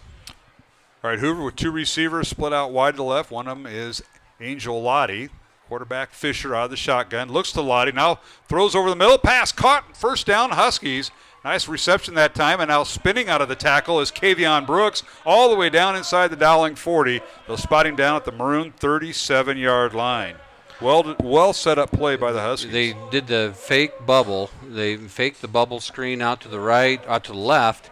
And they had 2 receivers in the pattern, one over the middle, one in between the hashes, one outside the hashes. And Fisher was able to connect with the guy down the middle, and a stop there for Carson Boyle, and company in that backfield. They lost track backfield. of Kavion Brooks, who is one of their guys that like to be handling the football. He picked up 23 yards, a Hoover first down at the Dowling 37. 2:15 remaining in the half. Dowling up 40-0. Now quarterback Fisher scrambling to his left, tossed the ball downfield over a defender, and it's caught at the 20-yard line and wrapped up there. I'll tell you what, nice play as he ran to his left. Little scoop pass to Deontrez Robinson, who made the catch. What kind of pass did you call that? That pass didn't. A little flip pass. What do you want to call it? Help me out, Coach. A little bit of a flip pass there. It was an awkward-looking pass, came out, but right on target to the defender as he was able to break contain. That was the big thing there. Fisher was able to break contain to the left side as the Dowling defenders snuck inside and created an avenue for him to get a play off. 17-yard reception that time by Deontrez Robinson, his second catch of the night, just a sophomore. Where's number 12? And it's 1st and 10 Hoover at the 19 of Dowling. All right, here's Fisher. Under duress, fires into the end zone. He's got a man open, but he overthrew him. Incomplete. Single coverage that time as the ball was overthrown. Of course, he's got that wind at his back. As predominantly a second unit in there for Dowling right now, and this is a pride thing for them. They want to make sure that they don't give up the first points of the ball game as this time starts to run out here in the second half. And right there, they brought pressure. They did blitz a couple guys, brought a couple extra, and forced Fisher to get rid of the ball a little bit quicker than he wanted to. All right, seventh play of this Hoover drive. It started back at its own 22-yard line with the wind at its back. We got excitement in the booth. You said that in the pregame. We have excitement at halftime, and I'm starting to feel it for some reason. The gals are in the house, and now we got a timeout on the field. We'll take one ourselves. Minute 30 remaining in the half. Dowling 40, Hoover nothing. Back in 1 minute here on Iowa Catholic Radio and the Central Iowa Sports Network. Hi, Ron here, head coach of Westside Auto Pros. When your car's on the injured reserve, you want to get it back in the game as soon as possible. I know that. That's why you need to bring it here to Westside Auto Pros. I have a team of experts that can fix almost every automotive injury. Whether it's a fractured joint, a brake, or if your car just got its bell rung, no problem. We can even do a complete physical on your car to make sure it's game ready for the entire season. So bring your car to Westside Auto Pros and we'll get it back in the starting lineup in no time. Hey, you guys are dogging it back here. Let's move it, move it, move it. Here's to everyone who believes in competition and good sportsmanship, who knows it's not about the trophies or the medals, but rather the lessons learned. For those who understand, it's not whether you win or lose, just that you give your best. So go ahead, lace them up, take the field, have fun, and play. For the experience, for the memories, for the love of the game. Shields.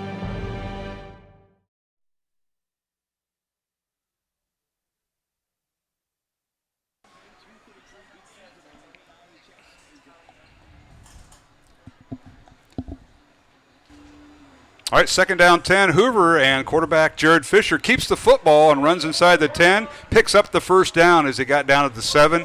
Just needed to get to the 9-yard line, and Hoover, they kind of spread everybody out, and the quarterback kept the football. Yeah, and it was good coverage in the back. He didn't have any place to throw the football, and he was able to scramble and get the first down.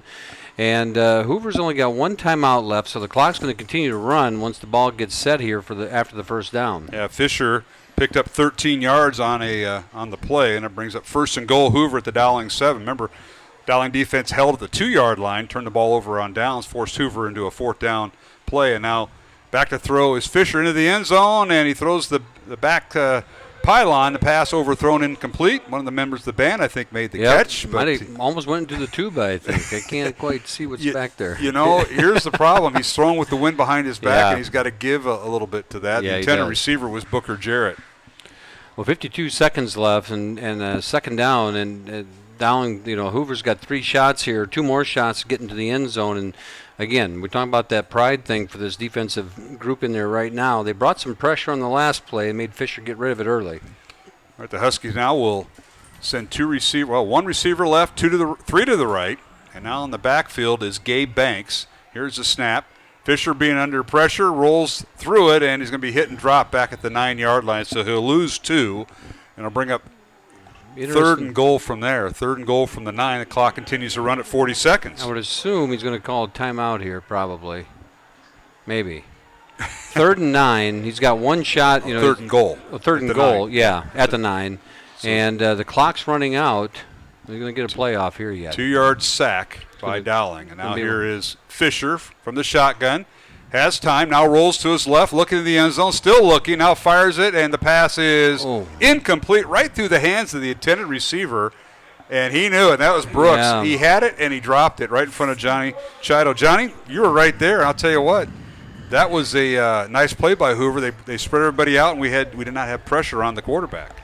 Yeah, I tell you, Fisher does a nice job breaking the pocket and keeping his composure. And he threw a nice pass there, just went off the receiver's hands for the incompletion. Yeah, stops the clock with 15 seconds remaining in the half. 4th and goal for Hoover at the Dowling 9. Reminder at halftime, John Chido will interview head coach Tom Wilson, get a few comments from Coach Wilson before we get to our halftime guest. We want to stay tuned for that as we have the gals in the house, and we're going to talk a lot. And back to throw is Fisher. He throws over the middle, overthrew his intended receiver. Incomplete. The ball actually hit the upright on the deflection and incomplete. And Dowling's defense will take over on downs with 10 seconds remaining, preserving a 40-0 shutout as we are 10 seconds away from halftime. And I'll tell you what, John Chido, as we go down to you on our Shields sideline report, nice job by the Dowling defense once again, holding Hoover as they got inside the 5-yard line for the second consecutive possession. Yeah, and that's a great moral victory for them in the second unit. They did a nice job keeping Hoover out of the end zone, because that was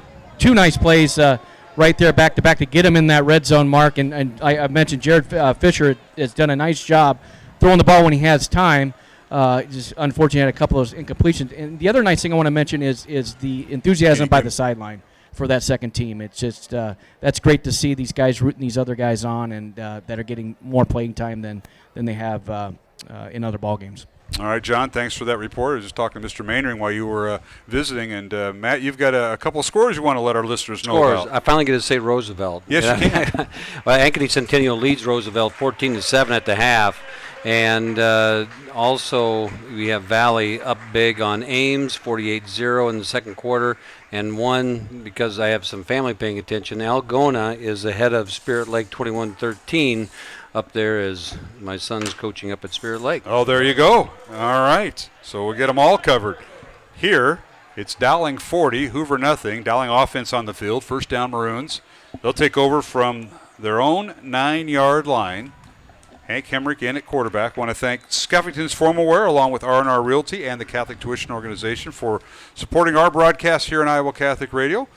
Here's the snap. Hemrick the handoff, and Dowling will keep the ball on the ground. Chase Hauschel will run it out, and that'll do it for halftime, as that'll run out the clock as the Maroons leading 40-0 over Hoover here in this District 1 matchup. Dowling one win away from advancing, getting the automatic berth to the postseason, and that's a big, important step. And now we'll give it to John Chido on our Shields sideline report. He is down on the field with head coach Tom Wilson. And Johnny, take it away with the Dowling head coach. Coach, great start to a first half there. When you were able to kick with the wind and pin Hoover's offense inside the 10 a couple different times from the 1-yard line. Defense kind of set the tone. The offense was rolling. Special teams, it's been a team effort in that first half. It has, and it's been good to get people on the field, and we started to sub early, and we'll continue to do so, and hopefully we can get everybody some significant time. Okay, Coach. Thank you very much.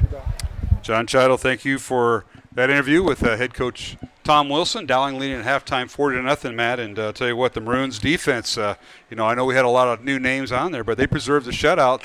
Last two times Hoover's offense had the football, they got it all the way down inside the Dowling 10. It was goal to go, and the Maroon defense pitching the shutout right now. Yeah, and that's a big thing for Coach Boston. We talk a lot about that, about the number of shutouts and the lack of scores that the other teams have been able to get against the Dowling defense over the past few years, and it showed their depth as well in that last couple series. And so it's a lot of fun to watch and to see, and something to build on.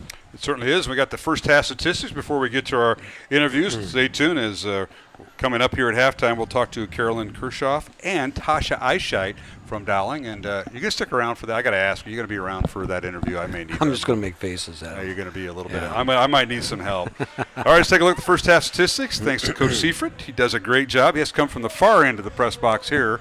Last week it was upstairs. He's warm this week, though. Yeah, how's the temperature down there? You good, Coach? Yeah. Okay. I think they spent last week outside, didn't they? Yeah.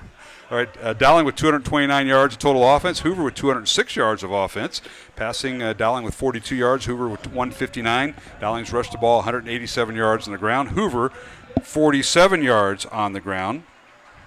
And first downs, Dowling with 9. Hoover also with 9. Jared Fisher, the Hoover quarterback, 12 out of 23 passing, 159 yards, no touchdowns and no interceptions.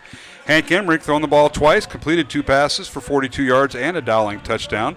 And Gavin Williams, 8 rushes, 95 yards, 2 touchdowns at halftime. Hank Emmerich, 3 rushes for 63 yards and a Dowling touchdown. And Chase Hauschild, 3 carries, 29 yards and a touchdown for Hoover.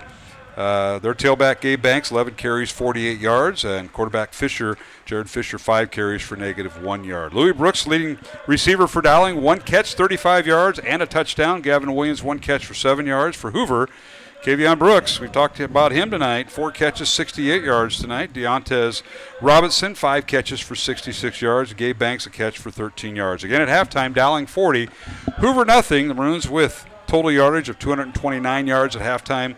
Hoover with 206. There you have it. Yeah, Second half, we'll start with the running clock, Matt. Yeah, that's right. Louis Brooks probably the play of the first half with that tip pass to himself and Gavin Williams' run, even though that wasn't for a touchdown, that long run. Those are 2 exciting plays for the Dowling offense. All right. Well, we should remember Jackson Filer, too. Jackson Filer. The strip and score. On the fumble return, yes. And that led to a score. We got him down for a 35-yard fumble return. We'll take a break, come back with our halftime guests here on Iowa Catholic Radio. Dowling 40, Hoover nothing on senior night. And right now, the band seniors for Dowling are being introduced in the field here on Iowa Catholic Radio and Central Iowa Sports Network. Is this guy a contractor who does good work or a contractor who needs work? For a reliable recommendation, trust the Better Business Bureau, protecting consumers for over a century. When you go to bbb.org to check out a business, you'll learn if it's BBB accredited, see its grade on customer service, and read honest, useful reviews from local people. For online recommendations you can trust, start with trust at bbb.org/Iowa. Okay, ladies, it's October and we all know what that means. Time for our annual mammograms. Iowa Radiology believes that mammograms are the best way to catch breast cancers early and save lives.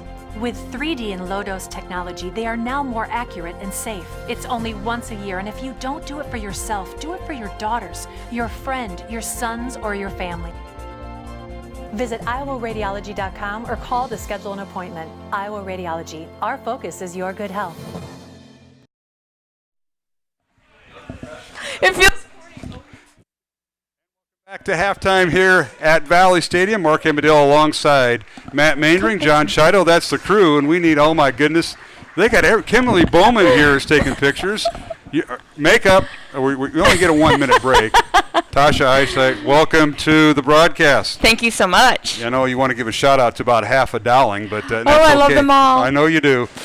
Now, your role at Dowling is admissions director. Yes, I love my job. Now, when you see a young lady named Grace Amadale, in about 3 years, when you see her name, can you just kind of move it on, or is it you're going to hold it against her dad? I'm going to love her up and good. Take care of her. Of course you will. Tasha, you're in charge of the enrollment. Well, you're in charge of open house, aren't you? Open house, yes. That's my biggest job, actually. I didn't bring this up with Mr. Maindring, but I do want to know, that is on the day we lose an hour. So we actually gain an hour extra. People will be more refreshed. Yes. We turn our clocks back that November. It's November 3rd, right? Sunday? So you get an extra hour sleep. Extra hour sleep, so you'll be refreshed to walk the halls at Dowling. And who's going to give tours? Student ambassadors are going to give tours. They give awesome tours. You're going to get to meet teachers, coaches, moderators, Mr. Maindring, Dr. Dan Ryan, Mrs. Erica Arnold. Yeah, but this is a Sunday. People come out on Sundays? Sunday. Teachers? Staff? Really? Everybody. The whole school. Everybody's there. It's the best day of the year. It is. Now, this will be Sunday, November 3rd at Dowling. Daylight savings times ends that day, so people be refreshed. 11 a.m. to 2 p.m. 11 a.m. Okay, so it's in the morning. Mm-hmm. And families can take a tour of the school? Yes. And what else? I have T-shirts, gym bags, and wristbands, and every kid gets a prize. And then you'll just go around and you'll meet all the teachers, you'll see the curriculum, and see why Dowling Catholic is the right school for you. And it's the best high school in the state of Iowa. My kids were well prepared for college, and it's worth the investment. Yes, and it is. sacrifice. Yes, it is. And people want to learn about tuition assistance. Folks may not be able to afford Dowling. And I know you get a lot of people that say, hey, I don't know if I can afford it. We never want money to be the reason why someone doesn't get a Dowling Catholic education. Okay. We have a great tuition assistance program. So if there is a need, we want to help you. All right. Joined by Tasha Eichheit. She is the expert at Dowling. Open house, Sunday, November 3rd. And folks can take a tour. Are parting gifts? You're giving prizes away? What do we got? Yeah. A contest going on? Well, there is a contest. Oh, see, I knew with there was all something up. With all the grade schools. So the grade school with the highest attendance of 8th graders that attend get a pizza party with the student ambassadors. We come to their school and give them a little pizza party. Is that for the parents that get the pizza party, or is that the kids? 8th graders. 8th graders. Yeah, it's Okay. all about the 8th graders. All right. We want incoming freshmen. Yeah. So folks should consider sending their kids to Dowling. I know you mentioned a little bit about that, but what are some of the reasons that you have for sending kids to Dowling in the 2020 year we'll be in here pretty soon? My husband's one of 9 children that went through Dowling, and I grew up in Northwest Iowa. I thought public school, I turned out okay, right? I went to my husband's 10-year class reunion. I heard Dr. Deegan speak on the value of Catholic education. Right. It's not just your brain, it's your heart, it's your character, it's getting into heaven, and everything is worth the sacrifice and investment in your child.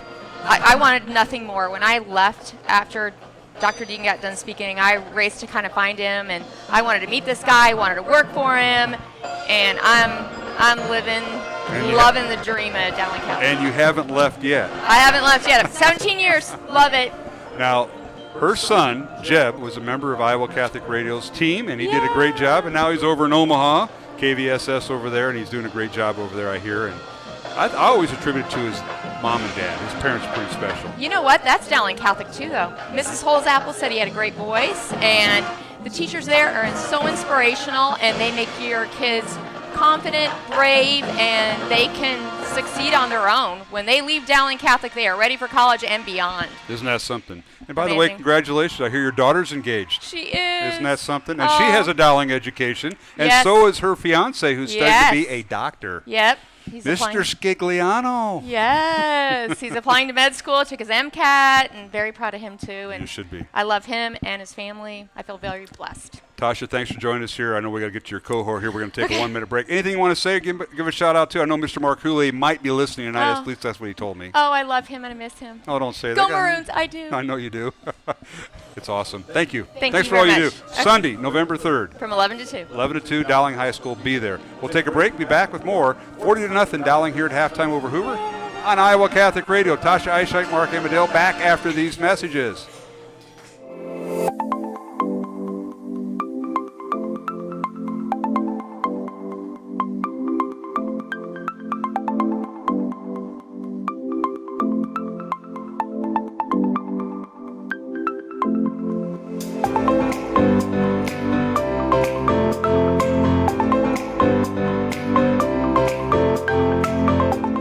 Schottenkirk's Ford Truck Month going on now in Indianola. This month only new 2019 Ford F-150 crew cabs up to $14,000 off MSRP or up to $8,500 off MSRP and 0% for 72 months. All new F-150 trucks come with no charge Ford roll-up tonneau cover. Ford fans drive to Indianola to buy Fords. Schottenkirk Ford Indianola. SchottenkirkFord.com.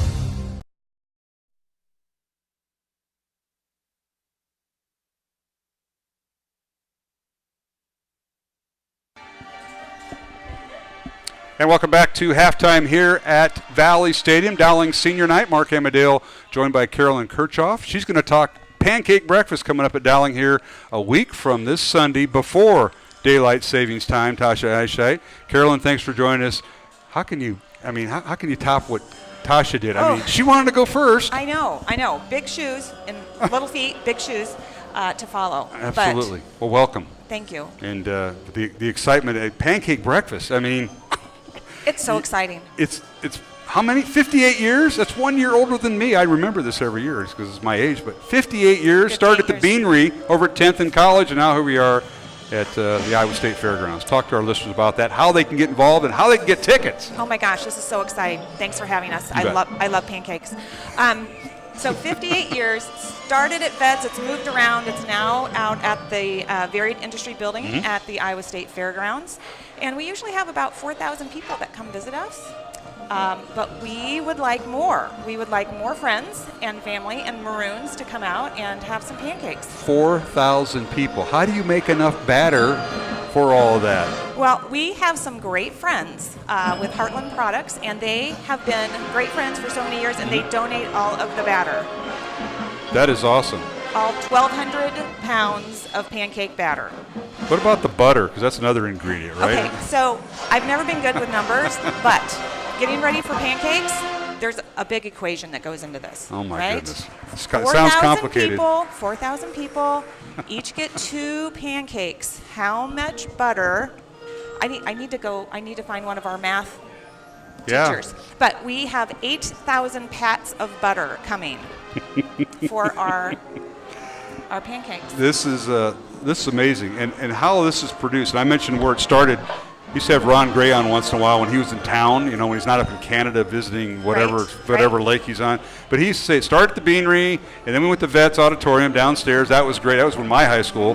And then we moved over to what is now the Downtown Y Convention Center. We moved over there, and then we have evolved to the Iowa State Fairgrounds. Many different places, but yet the fun still happens.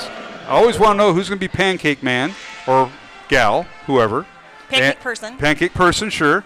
And breakfast bingo. I've missed out on that. I don't understand that. Breakfast bingo. Help us out here, Carolyn. It's so exciting. New this year. So in the Verity Industry Building, we have a lot of our student-run groups and our athletes. They will all have booths at the pancake breakfast. Okay. And we'll have a breakfast bingo card for you. So you can go around, visit all of the booths. You get a stamp on your card for each booth that you visit. You complete a bingo. You're going to take it over to the volunteer table. They're going to give you a little treat, and then we're going to put your name, your bingo card, into a drawing, and you could win a fabulous, one-of-a-kind I Heart Pancake T-shirt. Being worn tonight today. With the Dowling coat of arms on the back. On the back. Yeah, that is awesome. Carolyn Kirchhoff, chairman of the, are you the co-chair or the chair? I am the development manager. I am just helping the pancake committee. I see. And they do the majority of the heavy lifting, and we would just be dead on our feet without them. They do an amazing job. So shout out to Josie O'Halloran, Don Young, and Jen Damgee. Well, that is super. I know that every year we have somebody different on. It seems like it's a big event, and you plan all year for it. I got to ask: do you know of anybody that's been to all 58 pancake breakfasts at Dowling and all the different locations? Well, I happened to have the good opportunity to run into Father John Akery the other day, and I said, how many of these things have you been to? And he said, I believe I've been to all of them. My goodness, because he was living up in Minnesota for a while, so he must have came back during the pancake breakfast. That is tremendous. It's that special. Yeah, he was my parish priest back at St. Anthony's in the day and at Dowling, and did a great job and still doing a great job for us. And Father Rick, I would have never guessed. Awesome. He's amazing. All right. Love him. All right. So how can folks, get involved? How can they purchase a ticket? Now, I know every Dowling student has one for sale, right? How else can folks get a hold of? Say they don't have a kid at Dowling anymore. They might have a grandkid, but yet they can't get to Dowling. How can they purchase a ticket, and how much are they? They are $7 for an adult, $4 for a child. They can buy them at the door, or if you'd like to stop by the Dowling Catholic campus, we can certainly find one for you, and you can purchase them there. All right. Well, that sounds great. Party for 4,000 people on a Sunday morning. Can't beat that. Iowa State Fairgrounds. Can't beat that. Plenty of parking. One level. Plenty of paved parking, I like to say, because the fairgrounds was kind of chopped up for a while, but it is looking good. What am I missing here? Oh, entertainment. Who's going to be performing while we ate our pancakes, visit with our alumni and friends and those that aren't Dowling, alumni? What kind of entertainment are we going to have? Well, we are going to have our friends, the Vanguard, coming out. So Steve Holland will have the jazz band coming out. Quinn Tipping will have some of his singers out there, as well as our dance team. Okay. And then you can also mix and mingle with our friend Cubby Bear from the Iowa Cubs and our friend Spike from Drake University. Spike's going to be there. That's awesome. It's a party. It is. It's a party with 4,000 of our closest friends. I like seeing all the faculty being involved. There are some people that let's put it this way, Carolyn, should be flipping pancakes and those that shouldn't be, Ron Gray. Just to name one. So I just wanted to let you know some of those flippers. Be careful what line you get in, folks. If you get in Mr. Mainring's line, you're doing well. Anybody in the administration, Dr. Ryan. He'll be flipping pancakes. Last year, my husband and I were between Father Zach and Father Andrew. So Father Andrew, that might have been his first time. We're going to help him. We're bringing him into the fold. His workstation was not very clean, not very tidy, but he said he's going to do a much better job this year. We're helping him because that's what we do at Dowling Catholic. You mentioned Father Ryan Andrew. He took over my station, so I guess I didn't get it very well cleaned. I apologize to those involved, but he was right there. But I was also with Ron Gray, so what does that tell you? Poor Mr. Gray. Oh. He does a good job. Carolyn, thanks for joining us here at halftime. Thank you. Any words for our listeners and viewers tonight here on Iowa Catholic Radio and the CISN.TV crew? Please come out and see us on October 27th. You can get one of these lovely T-shirts, I Heart Pancakes, and look for us on social media at I Heart Pancakes. We have a lot of Dowling celebrities making some videos for us. This week we will feature Kimberly Bowman is in a video. Yes, she is. She does a bang-up job. Oh, I'll bet she does. I shouldn't say that because she's like Hollywood's going to sweep her up. We also have the mascot was on today, so a lot of great folks coming up. Watch for the volleyball team also. Okay. You guys are all doing this in the weeks coming to the pancake breakfast. The days leading up to the yep. I love it. And if folks want to sign up to volunteer or help, I don't know if you need help with that, but signup.com is the website. Yes, we have everything from flipping pancakes and serving sausages to we need someone in the pancake costume. Oh, pancake man. Don't be looking at me, Tasha. No. We have a new... This face should be covered. That is true, but not with, I don't know. We have a new pancake costume. So we can have pancake man or pancake person and a person in a pancake costume. Lots of opportunities. Signup.com. There you go. All right, there you have it. Carolyn Kershaw, thank you very much for joining us. Best of luck, Pancake Breakfast, a week from this Sunday before Daylight Savings Time. That is Sunday, October 27th at the Iowa State Fairgrounds. Back with more. We'll start the second half in 1 minute. Mark Amadale, Matt Mandring, John Chido, Carolyn Kershaw, Tasha Eichheit, all here at halftime. And don't forget the Mrs. Kimberly Bowman visiting with, taking all the pictures. This is going to show up on some Facebook page, it sure is. which I'm not on. I'm not on Facebook. Sorry. But we could be friends. We can still be friends. Back after these messages here on Iowa Catholic Radio and the Central Iowa Sports Network. Central Bank is proud to support the unmatched spirit of sportsmanship and hard work exemplified by our local athletes. We're fans of high school sports and the way the big game and hometown team rally a community. Best of luck to all of today's competitors. Play hard, have fun, and make something great happen. Central Bank, member FDIC. You want to get stronger, faster, healthier. You want more. You want to be part of something bigger than yourself. A place for people of all ages, all walks of life, that provides opportunities for all to succeed. We do that. We're the why. Build more than muscle. Build a stronger community.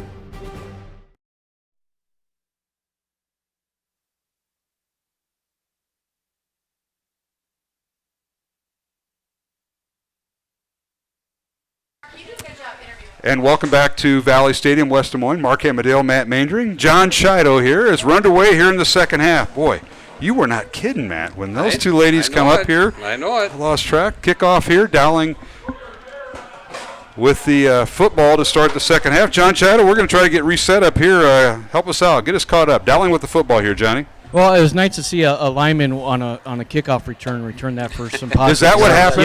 Yes, number 65, Michael Schultz. That was nice to see. There you go. Oh, my goodness. And Dowling now with the football. Thank you, John, as the Maroons keep the ball on the ground. Chase Hauschelt with it. Second down and 6 from the Maroon 37-yard line. Dowling starts this drive at their own 33. And Hauschelt near a first down, turned the corner, and he's going to be just a bit short there, Matt. Good hesitation move there as he took the handoff from Jake Stangraber in the backfield, and nice stutter step and explosive steps again for Chase as he explodes up in there and makes it a 3rd and short. 3rd and 2, they'll call it for Dowling on their own 41-yard line, underway here in the second half. And the handoff goes to Hauschild again, spins out of a tackle, first down, Dowling. So the Maroons move the change as they get the first down just on the Hoover side of the 50, down to the 48-yard line of the Huskies. The Huskies try to run blitz there, and they gambled a little bit, and Dowling ran to the outside, which made that play happen to get the first down. I got to get my headset readjusted. Well, you had two ladies. That was a lot of energy. I think I'm spent. I'll have to let you and Chido take over for a moment here. Back to throw as Dowling has quarterback Jake Steingraber getting the second half start, and Jake with a pass to the near side, and that is caught right about the 30. Koa Thompson. Yeah, right about the 44-yard line. And Koa is one of the long snappers for Dowling. So got to be the lightest long snapper. Oh, there are some. You'd be surprised in this state that do that. All right, first down Maroons. Ball's on the Hoover 44-yard line. That play went for 44 yards, or for 4 yards to Thompson. Steingraber at quarterback for the Maroons. Pistol formation. Here's the snap, and Jake the handoff to Hauschild, slips a tackle at the 40, still on his feet, midfield or right between the hashes, as he stays right between the two guards and right over center down to the 30-yard line. The penalty on the back end of the play, a gain of 14. This may be coming back. No, I think it's going to be against the Huskies. Oh, personal foul on Hoover. You're exactly right. There was something said in the backfield there. I didn't see an action, and so I'm assuming words in the backfield there. And Chase, what a great run. That was an outstanding run by Hauschild. Stayed between the tackles. That is awesome. He showed that explosiveness that he has, and he's taken full advantage of his opportunity tonight. 15-yard penalty. That puts the ball at the Husky 15-yard line. So it's 1st and 10, Dowling from the Hoover 15-yard line. 8.5 minutes to go here, third quarter. The game clock continues to run as we're on the running clock. Anytime you're ahead by 35 points in the second half, clock runs unless there's a timeout or a score. Handoff Hauschild right side, covers the football and works his way slowly inside the 15. They're going to spot forward progress for a yard down to the 14-yard line. 2nd and 9 coming up for the Maroons. The Huskies continue to do that run blitz. So they get the 3 guys up on the line of scrimmage, and then they're bringing 2 linebackers up in there to try and force the issue in the middle. And that time they did stop things up pretty well and didn't give Chase much room to run. So Dowling now will send 2 receivers to the left. One of them is Koa Thompson, number 19, who we just talked about. He's slot left. And 1 receiver to the right.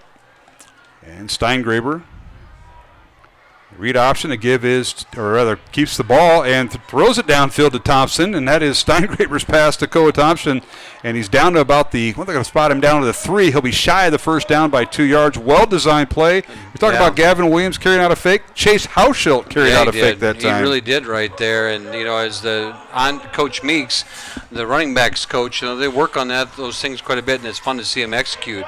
I like the way Steingraber right there carried that run fake out and pitched it out there to Koa. That was well done by that young man. 7-yard reception that time, and they're going to spot forward progress to the 7. And it is 3rd and 3 Dowling. I'm going to back it up to the 8, So here's the snap. And Steingraber rolls to his right, keeps the football, and he's tripped up at the 5-yard line. He'll pick up 3, and he's near a first down depending on where they spot it. Yeah. We were in anticipation of tonight's game. Well, here they go. Hurry up. Yeah, Dowling's going to get their hurry up. Under center, Steingraber. 4th and 1. Dowling will keep it. And Chase Hauschild pushes the pile forward down to the 3-yard line. It'll be 1st and goal Dowling, Matt. And got the explosion off the line. In anticipation of this game, I was talking to some of the coaches about Steingraber, and they speak highly of this young man. Get a high football IQ kid. He just really has a sense about him on the football field. All right, Steingraber, 1st and goal on the 3, quarterback sneak, and he may have gotten back to the line of scrimmage, and that's it. Offensive line pushed back by the Hoover defensive line there. Bring up 2nd down and goal. John Chido on the Dowling sideline, and Johnny, nice job by Steingraber to see if the Maroons can push it in on a 2nd and goal from the 2. Johnny's deep in conversation down there. He knows that we don't go to him normally until after a score. So, that being said, Dowling changing their personnel as Hauschild stays in at tailback. 2 receivers to the right, 1 to the and tight end is on the left. And Steingraber, Jake, Long count, 8 on the play clock. They give us to Hauschild, right side, touchdown. Chase Hauschild carries it in from 3 yards out. The Maroons now lead 46-0 pending the extra point. Untouched into the end zone for Chase as he allowed that offensive line to do the work, and then he exploded through there. And he's an exciting young back to watch. And you know, you talk about 3 talented seniors at running back. Dowling's got them. And the depth at that position is just amazing as you have Teagan and Gavin and Chase. Absolutely. And Steingraber leading the way as now the Maroons will attempt the extra point. And Drew Johns in for the extra point. It's up and good. 47-0 Dowling. 5:42 remaining third quarter. Back after this 1-minute break here on Iowa Catholic Radio and the Central Iowa Sports Network. Is this guy a contractor who does good work or a contractor who needs work? For a reliable recommendation, trust the Better Business Bureau, protecting consumers for over a century. When you go to bbb.org to check out a business, you'll learn if it's BBB accredited, see its grade on customer service, and read honest, useful reviews from local people. For online recommendations you can trust, start with trust at bbb.org/Iowa. Okay, ladies, it's October and we all know what that means. Time for our annual mammograms. Iowa Radiology believes that mammograms are the best way to catch breast cancers early and save lives. With 3D and low-dose technology, they are now more accurate and safe. It's only once a year, and if you don't do it for yourself, do it for your daughters, your friend, your sons, or your family. Visit iowaradiology.com or call to schedule an appointment. Iowa Radiology. Our focus is your good health.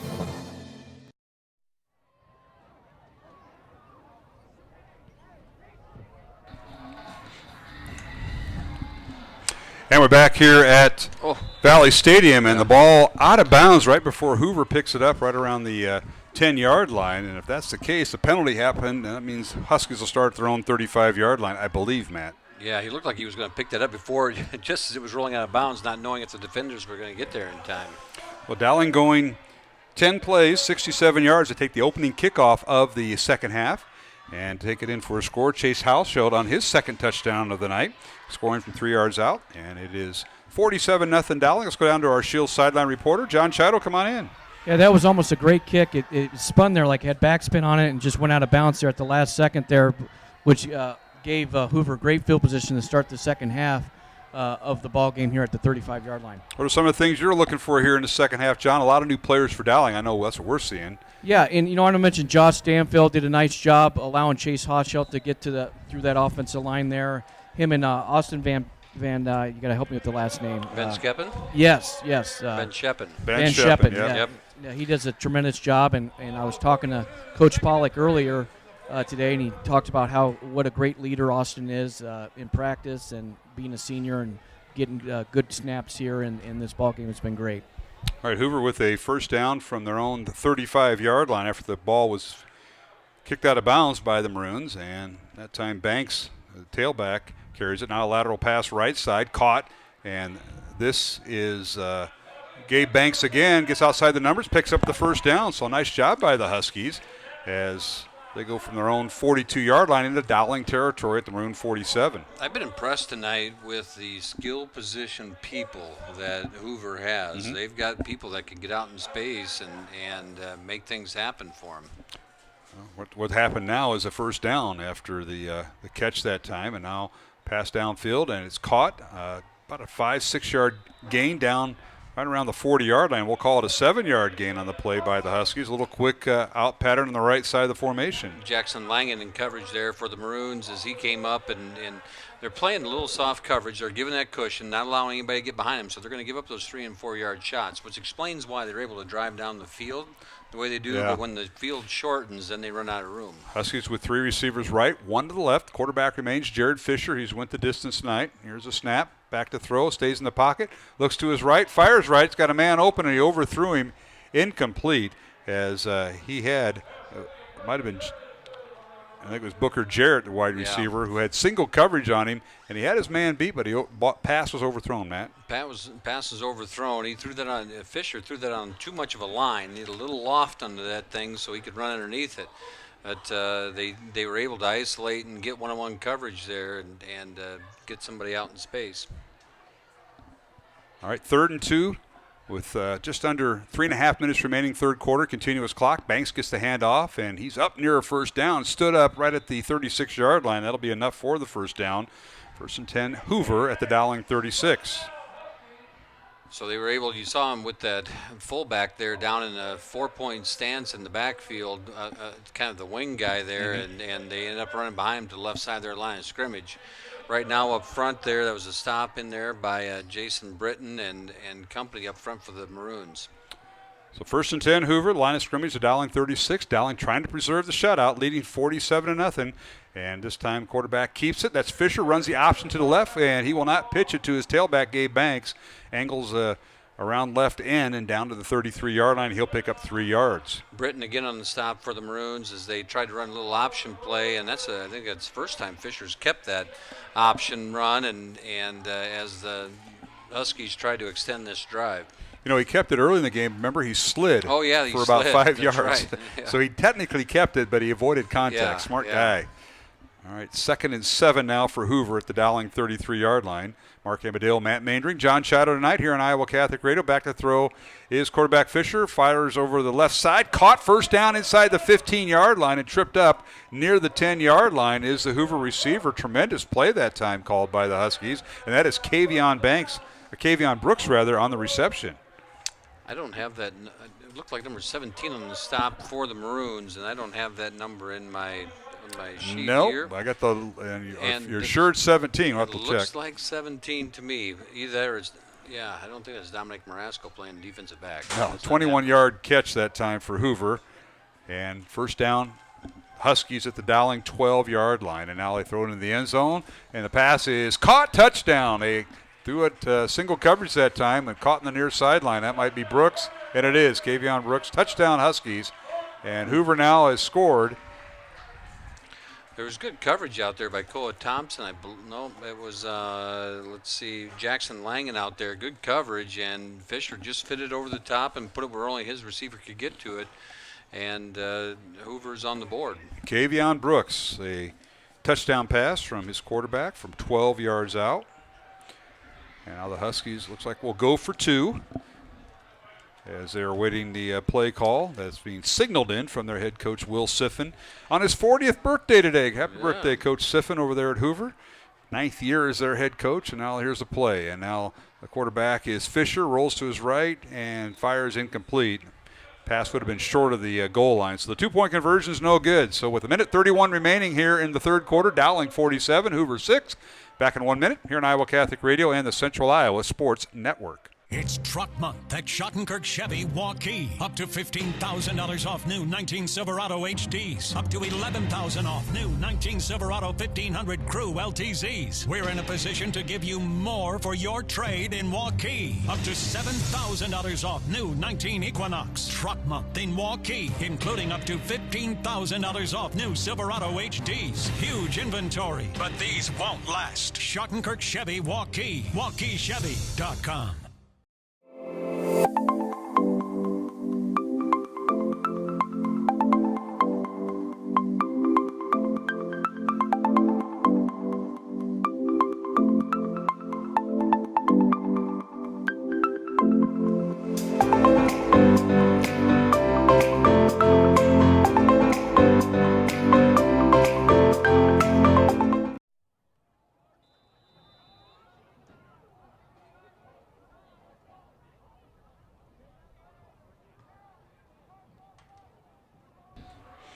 And we're back here at Valley Stadium on senior night for Dowling Catholic. The Maroons had 33 seniors walk across the field before the game. Dowling leading 47-6. Hoover going 9 plays, 67 yards. We got a flag. They're going to call Dowling offsides here at the start of this play. So penalty before the kickoff. So Hoover will kick instead of their 40. They'll kick from about the 45-yard line, I believe, as they'll reset. Let's go down to our Shields sideline reporter, John Chido. Johnny? Number 17 is Blake Anderson. He's a sophomore that's playing free safety. He's back up to Adam Brock. And that was who was in on the last series there for Dowling's defense. Okay, so he was wearing 82, Matt, and you just want to switch him to 17. Okay. So that's what happened. All right. Thank you, John. Appreciate that. Of course, he's got all the numbers. He's down there. Here's a kickoff by Hoover, and it's fielded by Dowling at about the 25-yard line. Nice return by the Maroons, and right up the middle, kind of bulldozed through everybody on one of the upbacks for the Maroons, number 28. That's Ben Faber on the return. And Dowling offense will be on the field from their own 43-yard line as this drive will start. And we've got 1:10 remaining here in the third quarter with the continuous clock. Dowling leading 47-6 here on senior night, Matt. Yeah, Dowling comes out here now with this fresh offensive group. And let's see, I don't think it's Steingraber back out there, quarterback. Well, we'll get the binoculars out and see as Dowling now going with their third quarterback of the night. And that might be, it is Steingraber, number 10. Stays in there. Jake the handoff, and tailback is hit and driven down back at the 41-yard line. So the Maroons will lose a couple yards, bring up 2nd down and 12. And that's the next step, is which personnel group is in there. Yeah. And right now it is Ben Faber who stayed in there. Now he'll check out. As we scan our list here and see who's in the backfield, right now it looks like it is Cam Middleton. Cam is in the backfield for the Maroons. That's a sophomore. Sophomore running back, yep. All right, 2nd and 12, final play of the third quarter. Steingraber, long count, 5 seconds remaining. Here's the snap. Steingraber wants to throw, and he does, and the pass is incomplete. In and out of the hands of Parker Jamison, the junior receiver, on a little slant pattern from the right side. And that'll end the third quarter of play with the score. Dowling 47, Hoover 6, back in 1 minute. From Valley Stadium in West Des Moines here on Iowa Catholic Radio and the Central Iowa Sports Network. Here's to everyone who believes in competition and good sportsmanship, who knows it's not about the trophies or the medals, but rather the lessons learned. For those who understand, it's not whether you win or lose, just that you give your best. So go ahead, lace them up, take the field, have fun, and play. For the experience, for the memories, for the love of the game. Shields. Is this guy a contractor who does good work or a contractor who needs work? For a reliable recommendation, trust the Better Business Bureau, protecting consumers for over a century. When you go to bbb.org to check out a business, you'll learn if it's BBB accredited, see its grade on customer service, and read honest, useful reviews from local people. For online recommendations you can trust, start with trust at bbb.org/Iowa. Steingraber, 4th and 12 from the 41. Aiden Craven.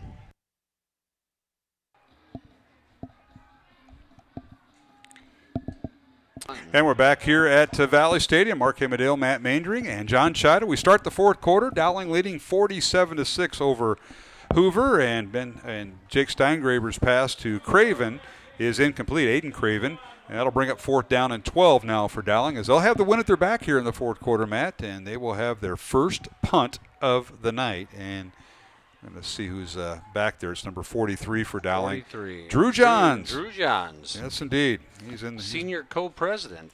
Is that right? Yeah. Well, he gets the punt away. He's got the win at his back. Spirally short kick. Bounces inside the 40 of Hoover. Takes a Dowling bounce inside the 30 of Hoover. And it'll be down about the 28-yard line. That's where the Huskies will have it. 1st and 10 from their own 28-yard line. Game clock continues to run. Under 11 minutes to play, fourth quarter here on senior night. Mark Amadale, Matt Maynard. Let's go down to John Chido and our Shield sideline reporter. Johnny, take it away.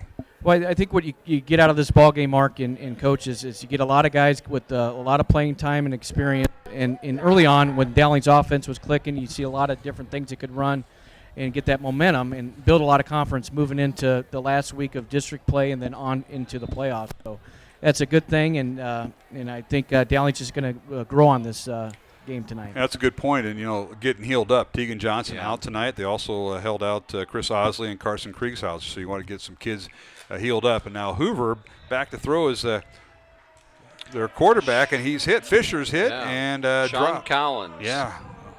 Sean Collins on the stop there for the Maroon defensive line as they get some pressure on the quarterback there for the Huskies and make things happen.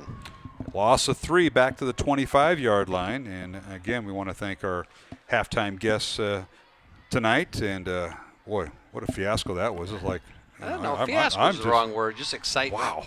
Energy. I'm glad you had. That's a good word, yeah. Carolyn Kershoff and Tasha Eichheit and Kimberly Bowman coming up here. And I'm just overwhelmed. Where were you at, Matt, by the way? I stay out of the way. That's All what right. I do during the day, too. Just stay out of the way. I understand. All right, back to throw was quarterback Fisher, and he unloads it, and pass was they ran that middle screen again to the running back. Caught, and it got about a yard. Yeah, this defensive crew in here right now made a good play on that to get the stop. Yeah, Banks did make the catch, and they're going to give him progress up to the 31-yard line. So a 6-yard reception on that screen pass.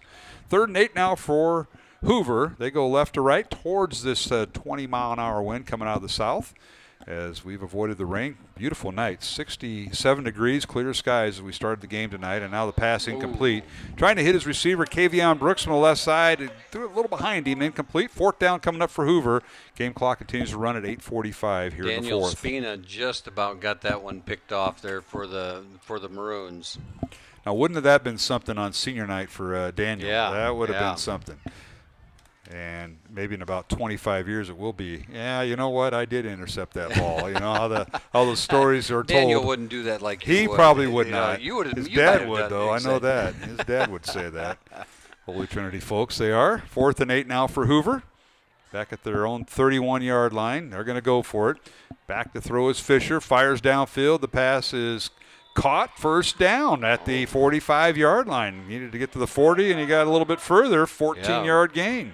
I didn't think that was going to get through there and get completed, and he was able to knife that through there, and the receiver came back and made a good catch on that ball in front of Spina, and not the defender's fault, that's for sure. It was just a nice play there for the Huskies. Brooks with the catch again, and a 14-yard gain. 1st down, Hoover. 7:45 remaining here in the 4th quarter. Dowling 47, Hoover 6 here on Iowa Catholic Radio. And our final broadcast with the fine folks at the Central Iowa Sports Network. Glad they could be alongside as we simulcast tonight. Another nice pass caught. Nice little catch at the 40-yard line of Dowling. They're moving back to the 41. And that being Gabe Banks, the fullback and tailback, if you will, for Hoover. He's out in the passing lanes now. It's just, again, you're trying to create opportunities for your athletes to make plays out there, and that was right in front of Blake Till. Just a little comeback route, and well executed by the Huskies. Back-to-back 14-yard receptions for Hoover, one by Brooks and the other by by Banks, and now a little quick pass to the near side. Yeah, just almost the identical play. It is. They try to get the ball outside into Banks' hands again. But not as far. This time it only goes for about 3 or 4 yards. Spotted at the 34 there, Matt. Yeah. Good a shout out, Sharon Abler. You know, she listens a lot. You know. Now you tell me. I know it. All right, here's the pass incomplete. Angel Lottie, the intended receiver, as Hoover now faces 3rd and 3. So Sharon listens still. Oh, yeah. Well, she doesn't listen stopped. to me. Now she's retired, then she comes back and subs. And oh, that's where it's at. Then she thinks she doesn't have to listen to me all the time. I see. She just marches around, and she does a great job for us. Taught theology for a long time, and just a great person to have in the building. Now, will some of these retired staff come back for open house for what Tasha was talking about earlier, where they come back and be like student ambassadors or faculty ambassadors? I don't think you're shaking your head. No, they're not coming back on that Sunday. All right, handoff. Hoover keeps the ball on the ground. They pick up the 1st down to the Dowling 25-yard line, and I think the quarterback kept it. Let's see who was at the bottom of that pile. Nope, it was Angel Lottie on the run. Yeah, they're starting to put a drive together here, and you see the defenders now a little scattered, jumping side to side, trying to figure out the strong side, weak side of the formation here for the Huskies. All right, 1st and 10, Hoover. The line of scrimmage is the Dowling 25. They're going into that 20-mile-an-hour wind.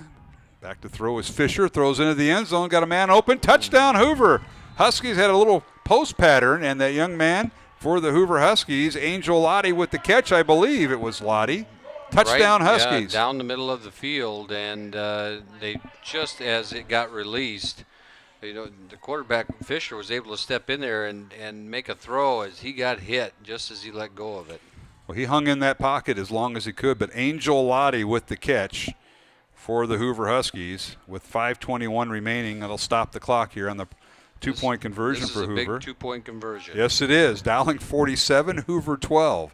If it goes below 35 points, the clock will go back to being stopped on every possession that there is a stoppage. Now Hoover going for two. Fisher out of the shotgun, two receivers each side. Flush in the pocket, rolls to his right, stops, rolls to his left, and he unloads it, and it's incomplete. And he was hit and dropped as the Dowling defender that time, Dominic Marasco, put the quarterback down, and that was Fisher, and he's slow getting up on that two-point conversion. So with 5:21 remaining, fourth quarter, 47-12, Dowling over Hoover. Back in 1 minute for the kickoff here on Iowa Catholic Radio and the Central Iowa Sports Network. We might not always know what the day will bring, but some things are certain. The sun will rise and your lights will go on. That's because at MidAmerican Energy, we're obsessively, relentlessly committed to providing you energy when and where you need it, to connecting with you and keeping our communities safe and strong. Because the most important thing we put our energy into is you. We're obsessively, relentlessly at your service. Schottenkirk's Ford Truck Month going on now in Indianola. This month only new 2019 Ford F-150 crew cabs up to $14,000 off MSRP or up to $8,500 off MSRP and 0% for 72 months. All new F-150 trucks come with no charge Ford roll-up tonneau cover. Ford fans drive to Indianola to buy Fords. Schottenkirk Ford Indianola. SchottenkirkFord.com. Welcome back to Valley Stadium. Senior night here at Dowling Catholic High School. Mark Amadeo, Matt Maindring, and John Chido. 47-12, Dowling with the lead over Hoover. 5:21 remaining here in the fourth quarter. Hoover set to kick off. Flores handles all their kickoffs, and let's see if he's still in there. But just one step and boots it down about the 30-yard line. Picked up by Dowling from there and kind of muddling through the pile. Austin Klein. Is that him? No, it looks like it's Ben Faber. Or Faber. Yeah, it was right in the middle. Backup running back there. Well, he's been playing a little bit here this season. Yeah, he has. So Faber on the return after Hoover goes 72 yards on their last drive. So they have a 65-yard drive and a 72-yard drive, Matt. Yeah, one of Coach Stanley's wrestlers there, Ben Faber, as he was able to scoop that up and make a nice return for the Maroons. All right, John Chido, down to you. Hoover going 8 plays, 72 yards on their touchdown pass from quarterback Jared Fisher, who was shaken up after that hit by Dominic Marasco as he found Angel Lottie for the touchdown, Johnny. Yeah, that was a nice drive, and Jared has done a nice job at quarterback tonight, and he's been scrambling a lot, breaking the pocket, still keeping his composure, making nice throws, set up by a nice slant pattern, and then kind of a skinny post there for the touchdown for Hoover. That certainly was. They're still hanging in there, and now Dowling with a first down from their own 43-yard line, and they go nowhere on first down. They hand it off, and ball carrier loses a few yards. Let's see which one that might have been. That might have been Cameron Middleton on the carry. Yeah, it might have been Cam again, and then we got Jake English in for the Maroons at quarterback. So English becomes the third Dowling quarterback. Ball moved back to the 40-yard line. 2nd and 13, Dowling. Jake English out of the shotgun. Rolls to his right, and he fires the ball downfield, and the pass is caught. Nice catch that time by the Maroons. It might be, is that Langen?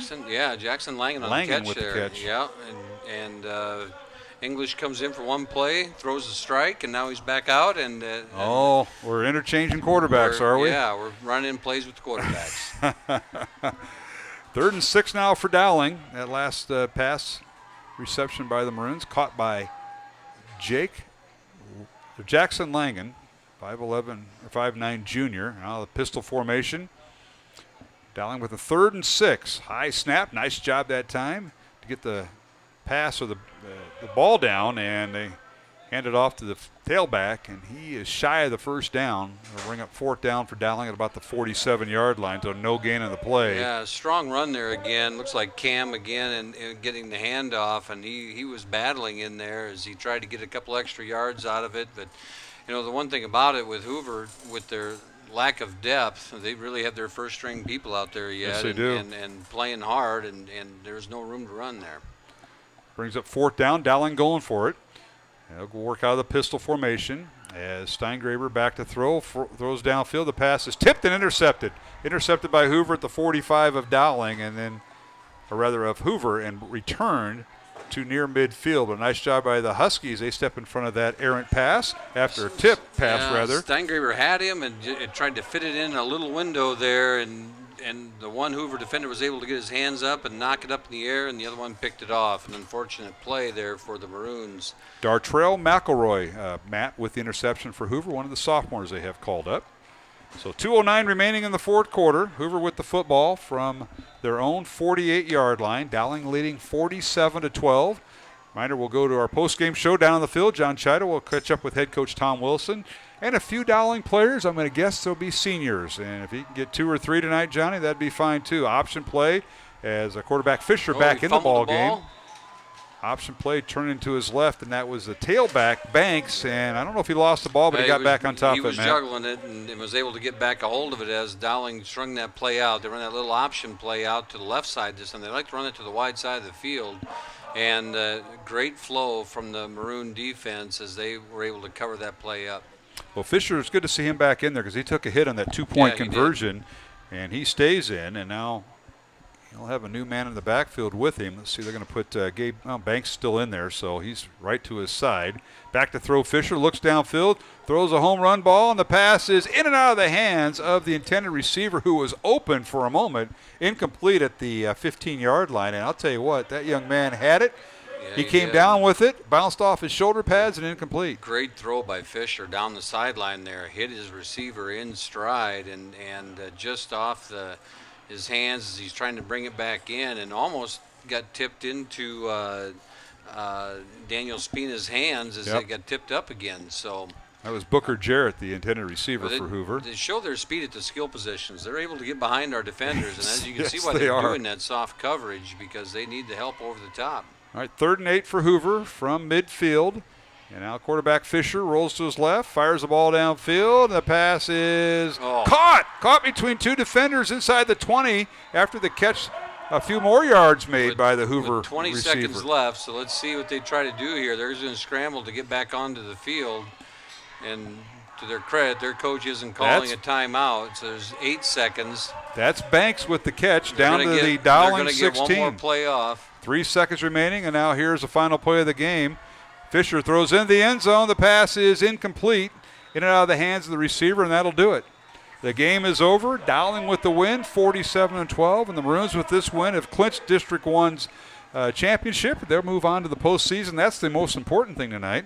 Probably the second most important thing is senior night. Recognizing all the senior cheerleaders, the players, football players rather, before the game, and of course the all the support staff, the trainers. Congratulations to them, and big win for the Maroons. They clinched a playoff berth. 47-12 is our final, Matt Maindring, and congratulations to Tom Wilson. Dowling improves to 7-1 on the season, 4-0 in district play. Huskies fall to 2-6 overall and 1-3 in district play. And it looks like we made it through the night pretty injury-free as we went through. I don't see anybody on getting medical attention on the sideline. That's always a big thing as you get into these nights too. And just another great season for the Maroons as they continue to improve. And in that first half, that offense looked sharp. It sure did. The defense did too. Dowling, everybody contributed. Yep, Dowling with a 40-0 halftime lead as touchdowns by Hank Hemrick, Chase Hauschilt, Gavin Williams, and then a Jackson Filer 35-yard fumble return run after stripping the football from, I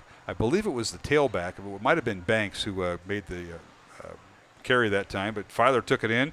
35 yards out, give Dowling a 27-0 lead. That's all in the first quarter. And then Louis Brooks, a 35-yard touchdown reception from quarterback Hank Hemrick.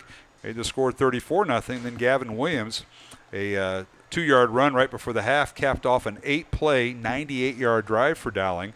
And the Maroons go into halftime leading 40-0. In the second half, touchdowns by Chase Hauschilt. Kept the running clock going, 47-0 Dowling at that point. And then 2 late touchdowns by Hoover, Jared Fisher threw one to Brooks and one to Angel Lottie for their scores. Now we have the final game statistics. I want to thank Coach Seifert for providing that here at Dowling. And Maroons with 283 yards of total offense. Hoover with 379, and of that, 312 in the air for the Huskies. 59 yards in the air for Dowling. Maroons rushed the ball for 224 yards tonight, 67 for the Hoover Huskies. And Dowling penalized once for 5 yards, Hoover 4 times for 30 yards in penalties. Dowling with 14 first downs, Hoover with 18. Jared Fisher, the Hoover quarterback, 22 of 38 passing, 312 yards and 2 touchdowns. Dowling's Hank Hemrick went 2 for 2 for 42 yards and a touchdown tonight. And Jake Steingraber, 2 for 5 passing, 10 yards tonight with 1 interception. And Jake English, 1 for 1 passing for 7 yards. Leading ground gainer tonight for Dowling was Gavin Williams. All in the first half, 8 carries, 95 yards, 2 touchdowns for Gavin. Chase Hauschild, 8 carries, 66 yards and 2 touchdowns. Hank Hemrick on senior night, three rushes for 63 yards and a touchdown. And for Hoover, Gabe Banks, 14 carries, 60 yards on the evening. And the leading receiver tonight for Dowling was Louis Brooks, that 1 catch for 35 yards and the touchdown. Koa Thompson, 2 catches for 10 yards. Gavin Williams, 1 catch for 7 yards. Lead Dowling. For Hoover, Kavion Brooks, 7 catches, 115 yards and a touchdown. And Jaden Lovelace, 5 catches for 70 yards. DeAndres Robinson, 5 catches for 66 yards. And Avant, 4 catches for 48 yards and a touchdown for the Hoover Huskies. Again, Huskies outgained Dowling, 379 yards to 283, but the Maroons win it 47-12 here on senior night. Along with Matt Maindring, Mark Amadale, we'll go down for our post-game show after these messages here on Iowa Catholic Radio and the Central Iowa Sports Network.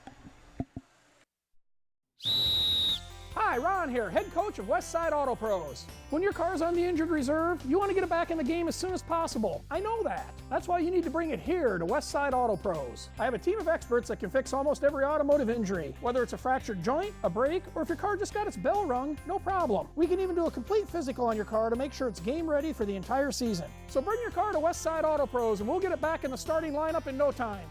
Hey, you guys are dogging it back here. Let's move it, move it, move it. Okay, ladies, it's October and we all know what that means. Time for our annual mammograms. Iowa Radiology believes that mammograms are the best way to catch breast cancers early and save lives. With 3D and low-dose technology, they are now more accurate and safe. It's only once a year, and if you don't do it for yourself, do it for your daughters, your friend, your sons, or your family. Visit iowaradiology.com or call to schedule an appointment. Iowa Radiology. Our focus is your good health.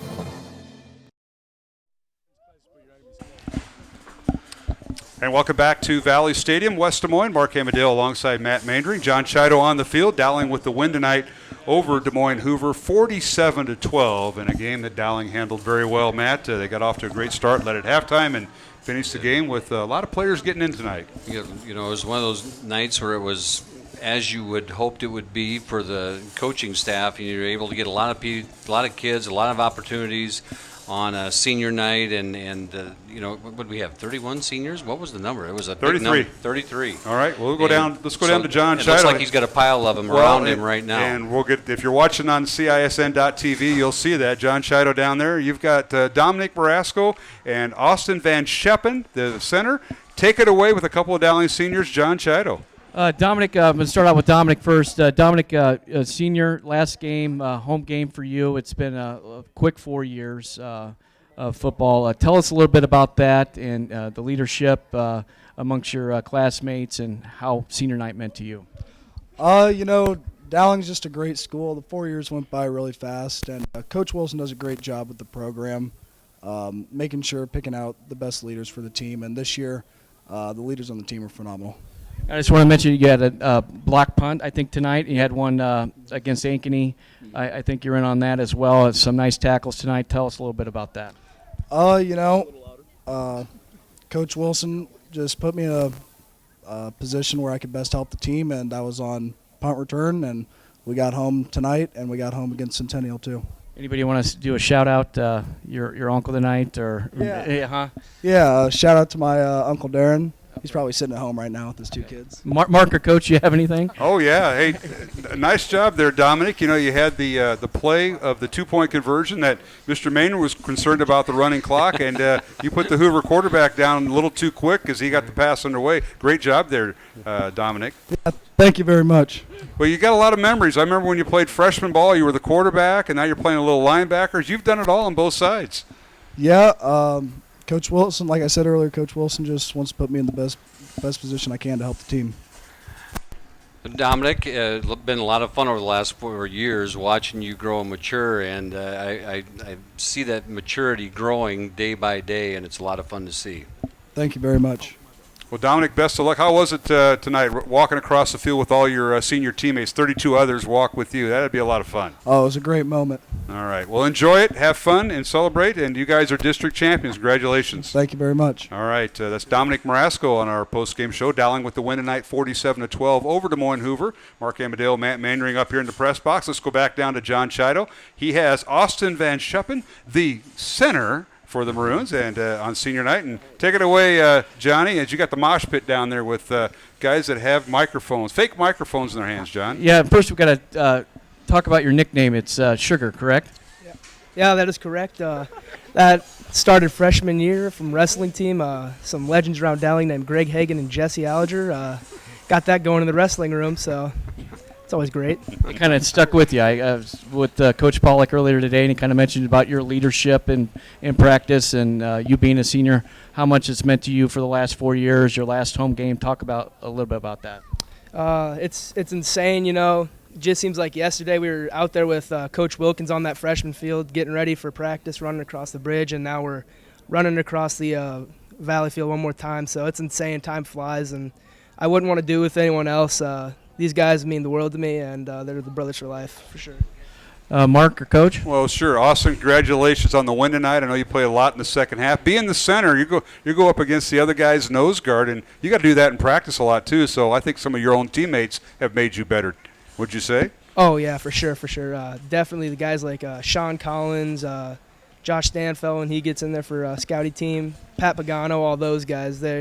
Every play they're going 100%, making us better, and we're always practicing with a purpose. And that's something that Coach Wilson has always really kind of emphasized for us, and the team is practicing with a purpose. And so those guys kind of really emphasize that. Austin, this is Coach Maynard again. A question for you is, how important is it as a center? You got to kind of be the general on the field there, don't you, when you're playing? Why don't you tell the audience about what that's like being the center?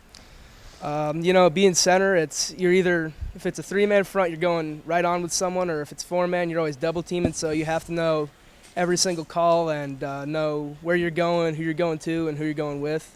And remember the snap count. Yeah, and make sure you get the snaps back there too. That's right. Been a struggle for me since last year, but kind of got worked on that the off season. Got that a little bit better, That's what the off season's for. Yeah, exactly. That's what I've been saying. Austin, what's it feel like to be in that mosh pit there? Those fake microphones going at you. You got to be careful what you say, Oh yeah, of course. I'm used to it though. In the hallways, always getting barraged with questions about how you doing, how's the weekend, all that kind of stuff. So, nothing new. All right. Well, hey, congratulations. Enjoy senior night. It's good to see you with your family out there and the rest. And best of luck to you during the playoffs. All right. Thank you guys very much. All right. That's Austin Van Schuppen, the Dowling center. He backs up Nolan Sinnott, and they do a great job.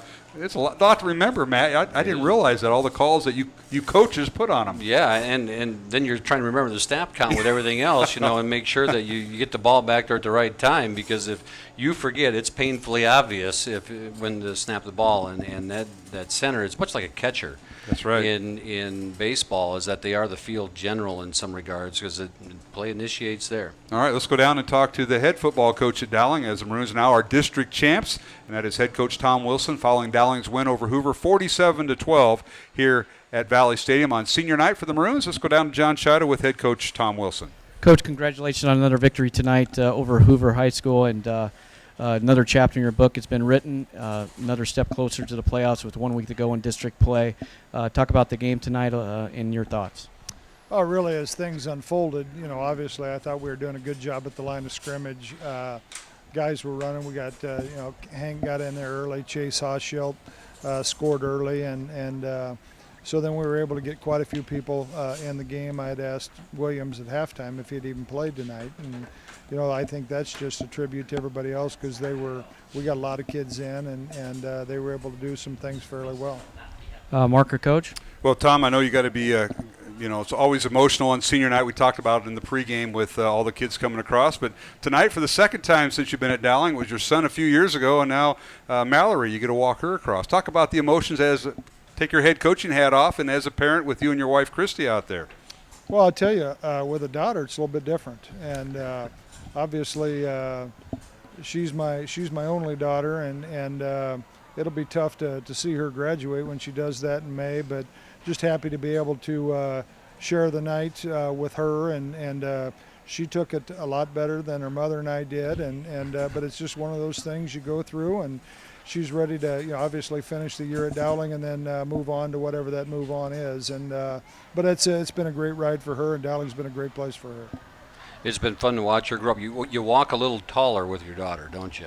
You do, and it's just something about a father and a daughter, and I'm as guilty as anybody is with that. Well, Tom, you walked across the field tonight with 33 seniors of your senior class. I know leadership's a big part of being at Dowling. These kids mature every year, starting with the parochial league, 8th, 9th, and, of course, sophomore year, then they get in the varsity. And maturity's big, and you've seen that in all 33 of these seniors, I'm sure.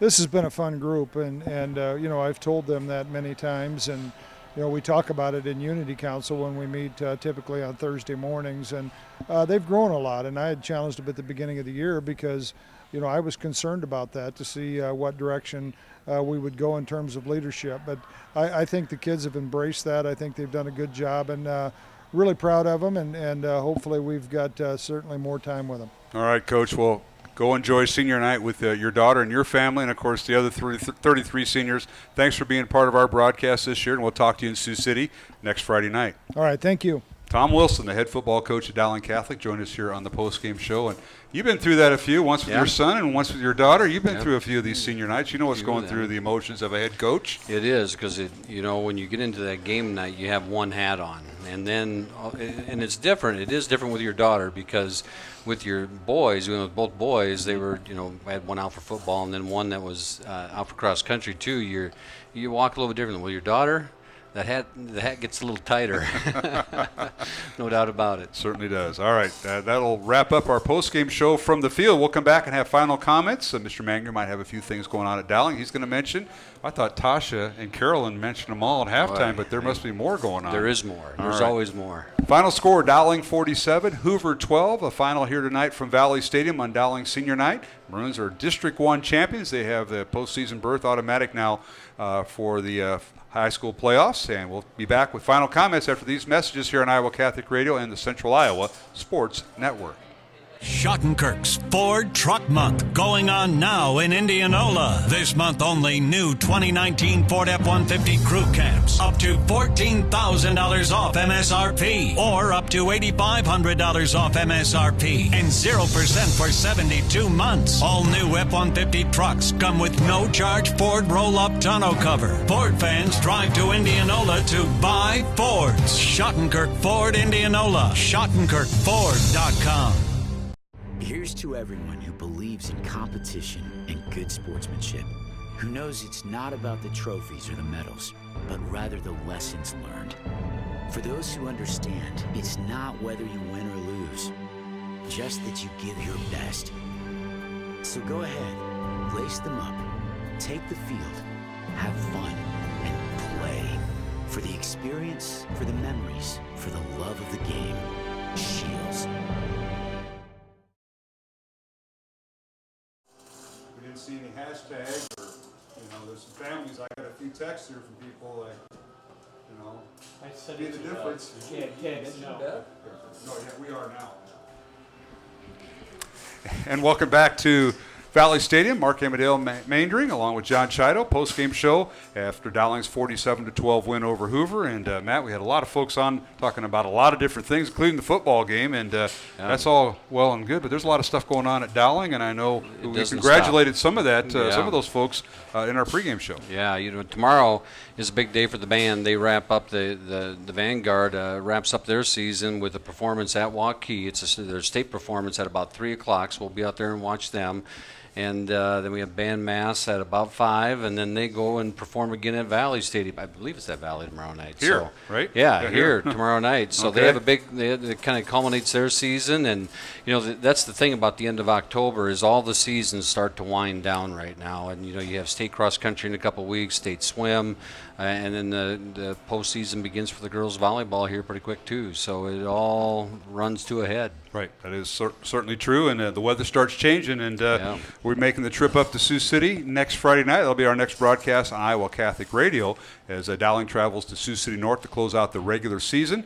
We were there a week ago, and we're going back next week. So, we'll have the game on Iowa Catholic Radio. Here on the CISN.TV